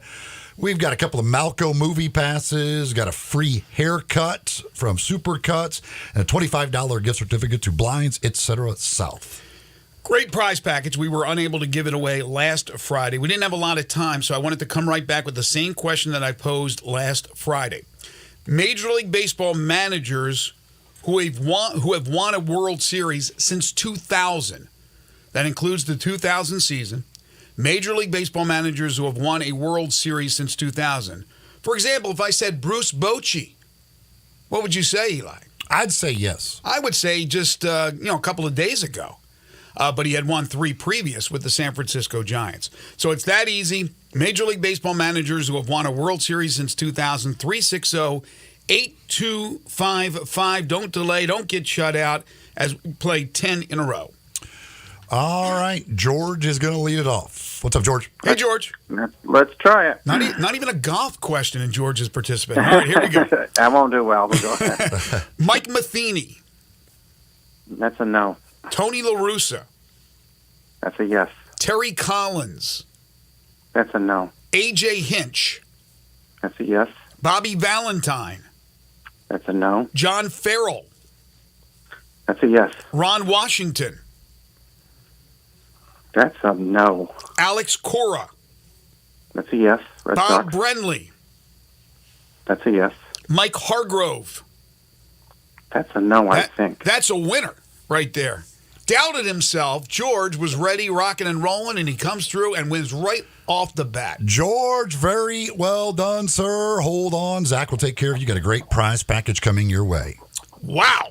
That was quick. Now. So you had a whole week to study. He had a week, but Mario is sitting there. Is there a second chance? You're not going to do it for Mario? Our good buddy Mario? They had a week to study.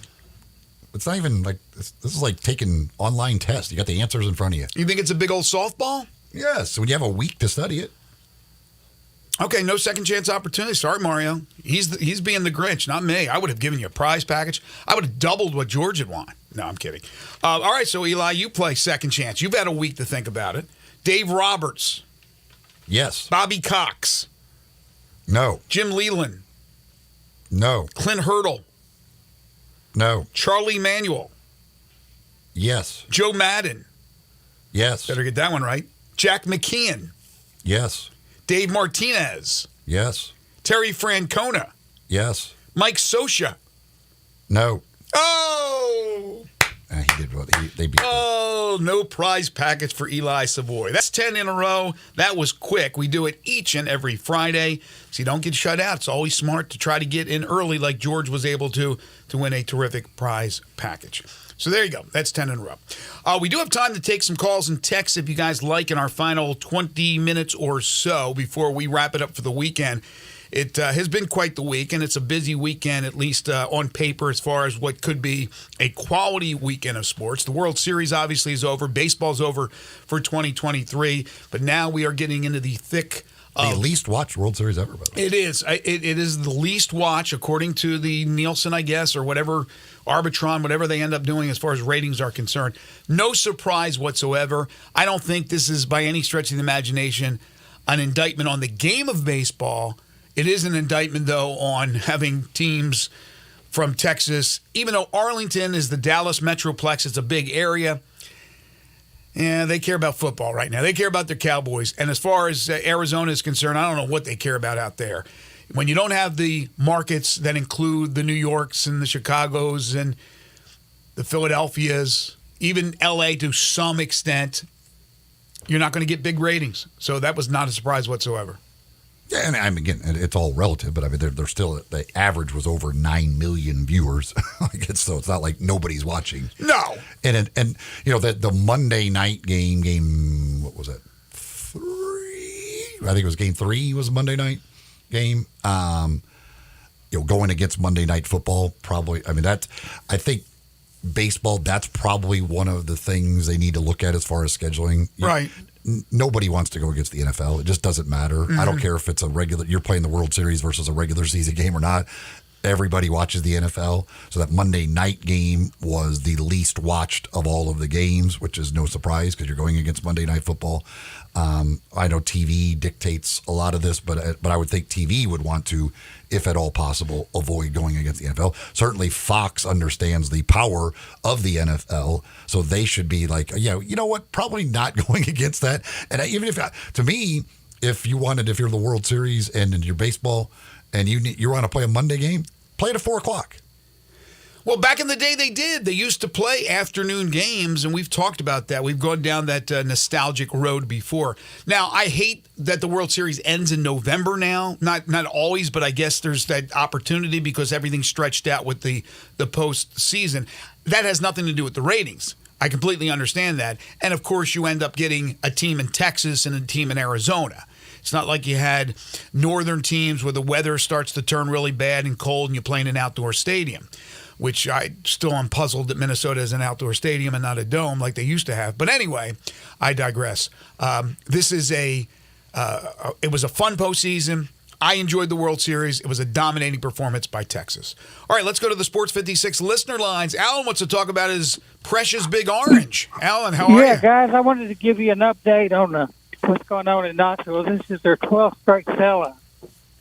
How many? It's 12 in a row. Not so 12. So what is that number? What is the capacity for a sellout? 102,000.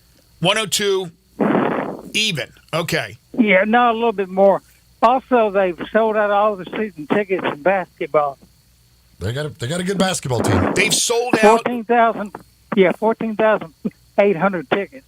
I thought it was more than that at Thompson Bowling. It is, but you have to have some for the students. Yeah, okay. So that's just regular season tickets, non-students, 14,000. That's incredible. How about the women? Also, the baseball team's playing in Nashville this weekend. Playing Austin P at the Sounds Park. Little fall ball? Little fall ball. And the construction on the the baseball stadium is coming great. And your alum got himself a World Series ring, and he is really, really good, and he's going to be great. Well, who got the World Series ring? Evan Carter. Yeah. That dude is awesome. That dude is awesome, and he's going to be unbelievable. They're everything up there is rolling good. I mean, it's just as far as donating and buying tickets, it's at a peak. Not a surprise. Now, let's see if that football team can pull an upset here soon against the University of Georgia. That would be something. I hope so. Now, another thing, too, guys, is that that's all right. That's enough to tell you. Thank you, Alan. I was just getting you caught up on everything that was going on. Always appreciate it, my friend. Our big Orange fan, one of probably many. Alan, we always appreciate that. He didn't give me an answer on as far as women's ticket sales for the women's team. I would imagine that's pretty good as well, season ticket sales. Of course, Tennessee and Memphis will play, and that's thanks in part, mainly, maybe all, to Alex Simmons, who played at the University of Tennessee and now is the Memphis women's coach. And the Alex Simmons era begins on Monday at Middle Tennessee State. Memphis women will begin on the road. Keith is dialed in, wants to talk a little Grizzlies. Hey, Keith. Hey, I can't believe you took a Vols fan before a Tigers fan. but I want to talk Grizzlies. Sure. I want to just ask a question, Greg. Do you think there's any possibility that the coaches might make some changes at point guard and maybe down low? Is there any way we can get somebody else down low too? I don't know. I don't see any moves as far as the perimeter are concerned. Ja Morant will be the move when he comes back. Game 26, they'll make a move at point guard. But we don't have Ja right now. Exactly, and you hate to see it, but you're limited on what you can do with the players under contract. Could a trade happen later in the year? I think it's a good possibility. I don't think it would include any of those perimeter players. It's not going to include Ja or Desmond Bain or Marcus Smart, and that's your perimeter. But it will probably include, if they do something, would I think almost definitely include the front court and maybe the center position. But we'll see what happens also with Bismack Biyombo. But it is rough, isn't it, Keith, for Grizzlies fans out there because it's rough on me. It's hurting me right I'm sure you're not alone in this. But thank you, Keith. I always appreciate the phone call. But the problem is, it's like you're kind of stuck between a rock and a hard place. Like they're not able to do anything. All they can do is what Taylor says. It's like we can only get better. I mean, you can't change. You're not changing scheme. You got to hit more shots. You got to play better defense. But there's nothing you can do as far as personnel other than Santi comes back in the fold, and then eventually Ja comes back in the fold, and we'll see with the one move they made with Biyombo, if he can help out the team. And then after 25 games when Ja returns, if there's anything on the horizon, especially before the trade deadline, depending on where the Grizzlies are probably in the standings. Folks, if you have not experienced Genesis Diamonds yet, well, anytime's a good time to go experience it. You're going to be blown away. But next weekend, they're giving you even more reason to go check out Genesis Diamonds, because next weekend, November 10th through the 12th, that's Friday through Sunday of next week, they are giving you an unbelievable opportunity to save a lot of money on their already unbelievably lowest prices guaranteed. 20, 30, even 35% off engagement rings, other rings, earrings, bands, bracelets, everything you can imagine, marked down next weekend, Friday through Sunday. Again, the prices are already the guaranteed lowest in town because they take out the middleman, direct importer prices. So as the holidays start approaching and you're thinking about getting somebody something for the holidays, so a nice piece of jewelry, maybe you're thinking about popping the question and getting engaged, well, go see Genesis Diamonds. Again, next weekend, November 10th through the 12th, they are marking everything down, giving you an unbelievable opportunity to save even more money on that great jewelry at Genesis Diamonds. One segment to go before we call it a day and call it a week. This is Sports 56 Mornings with Greg and Eli on Real Sports Talk, Sports 56 and 98.5 FM. Broadcasting from the Family Leisure Studio, we are Sports 56 and 98.5 FM. Want to play a private country club but only pay daily greens fees? Meadowbrook Country Club in West Memphis is your place. You can now play a beautiful, challenging course for only $59 plus tax, including cards. Meadowbrook Country Club features champion Bermuda greens and now is available to everyone. A membership is only $350 per month and includes tennis, pickleball, and swimming, plus a great restaurant and bar. Golf Pro Mark can even fix you up with custom-made tricks on clubs. Call 870-394-4186 today for your Tuesday through Sunday tee time at Meadowbrook Country Club in West Memphis. How long has it been since you heard the term being overstocked? Well, it's happened at Family Leisure. Yep. That means you get the savings, like select patio sets that are up to 50% off. If you need a play gym, you're in luck because they're also overstocked and start at under $2,000. Pool tables and game room items up to $700 off of in-stock items. Saunas, massage chairs, arcades, even theater seating. Special financing is available with free delivery. Family Leisure is extending sale pricing on all in-stock hot tubs and swim spas. And if you need supplies to close up your pool for the winter, Family Leisure has them up to 30% off. It's been a while since you've heard of an overstock sale, but Family Leisure is right in the middle of one. Huge deals and a huge overstocked inventory. That means great savings for you. It's happening now at Family Leisure, Whitten Road at I-40, where family and fun come together. Score early this NFL season with FanDuel, America's #1 sportsbook. Right now, new customers get $150 in bonus bets with any winning $5 moneyline bet. That's $150 if your team wins. If you've been thinking about joining FanDuel, there's no better time to get in on the action. The app is so easy to use. There's a wide range of betting options, spreads, player props, over-unders, and more.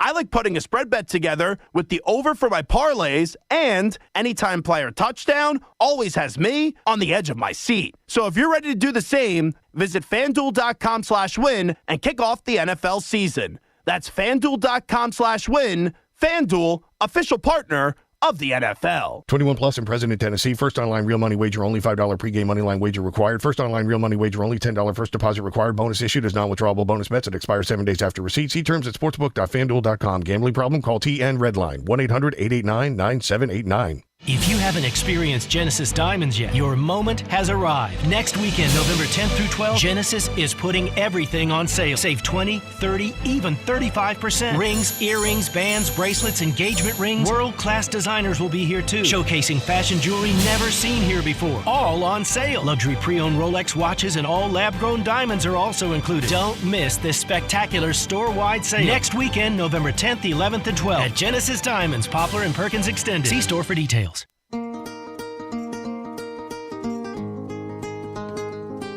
Now back to Sports 56 Mornings on Sports 56 and 98.5 FM. This hour is brought to you by Acura of Memphis. Get them to sign on the line which is dotted.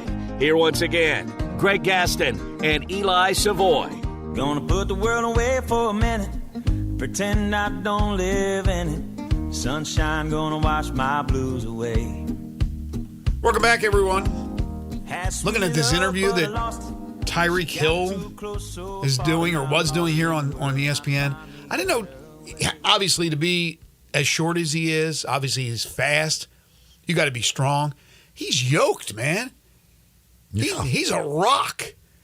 His arm, his biceps, Tyreek Hill, I didn't know he was that big. Anyway, welcome back. Final segment here as we wrap things up for the week on Sports 56 Mornings. And James Harden had some interesting things to say, did he not? He is such a weird dude.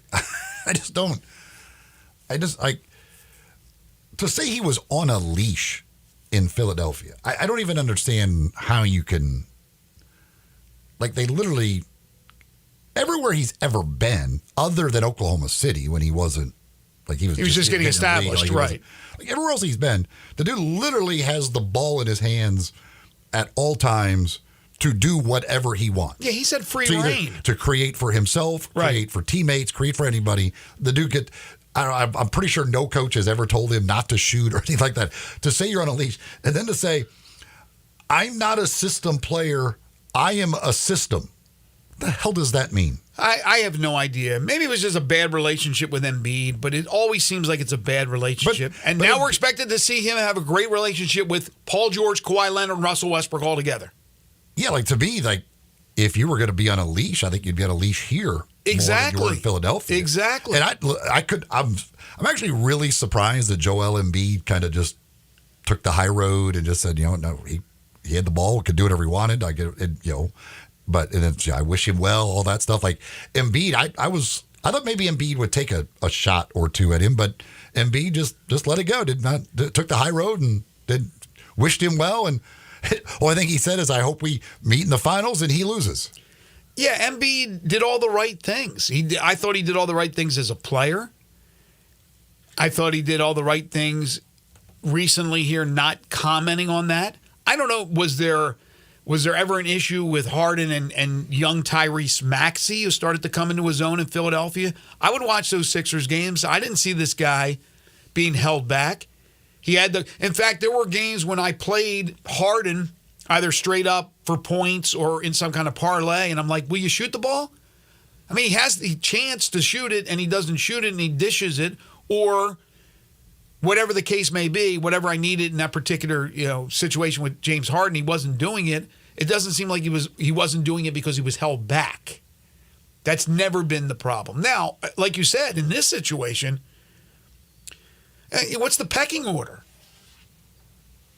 The pecking order, James Harden's not first in the pecking order with the Clippers. Not when you have Kawhi Leonard and you have Paul George. He shouldn't be. Now, Russell Westbrook will come off the bench, so I don't know how often those guys will be playing together, if at all, because they both need the basketball. But as far as having PG-13 and Kawhi Leonard, to me, those are better options than Harden. Although I'm not saying Harden's a bad player, because he's not a bad player. He's a very talented player. But he is a problem child.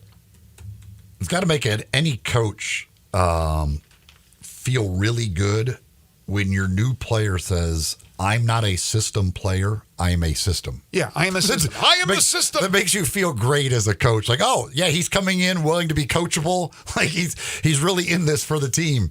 I don't know. James Harden, I wonder if I don't even know if I don't even know. He just starts talking, I think, and doesn't know. I don't know. I just don't understand that dude at all. I wonder if Ty Lue, in his heart of hearts, really wanted them to acquire James Harden. Maybe he was part of it. Maybe he wanted him really badly, but maybe he didn't. And there was not much he could do. If I was a coach, I would not. As good as James Harden is, I wouldn't want him. First of all, the postseason, we know what's going to happen there. But I just wonder if James Harden can make it to the end of this season before he wants out of LA without stirring up some stirring the pot. Right?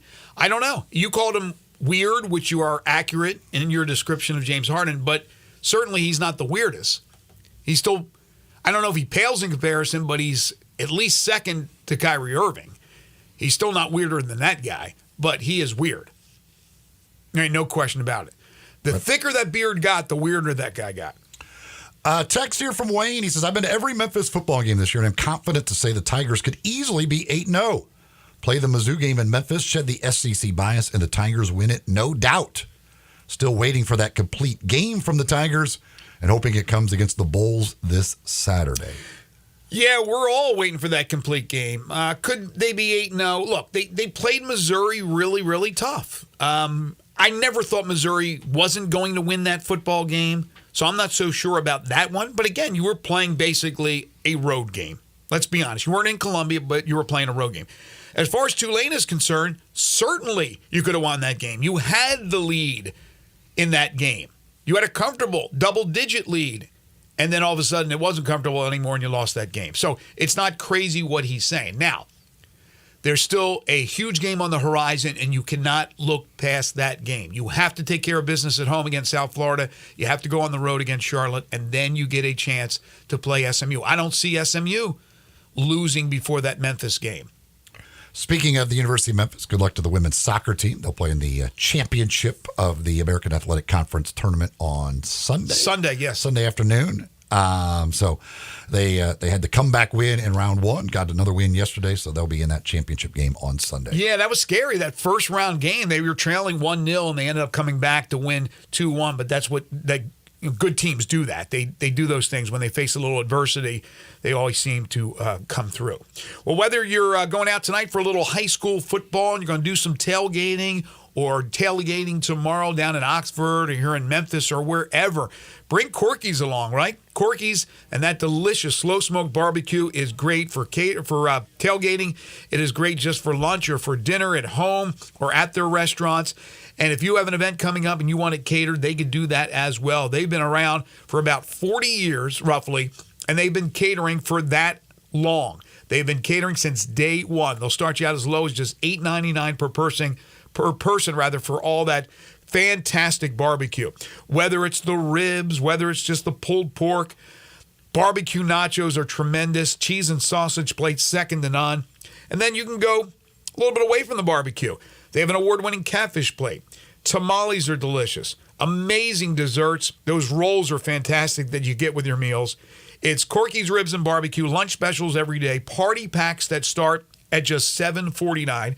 4 convenient locations in the greater Mid-South: Poplar Avenue in Memphis, Poplar Avenue in Collierville, Germantown Parkway in Cordova, and Goodman Road in Olive Branch.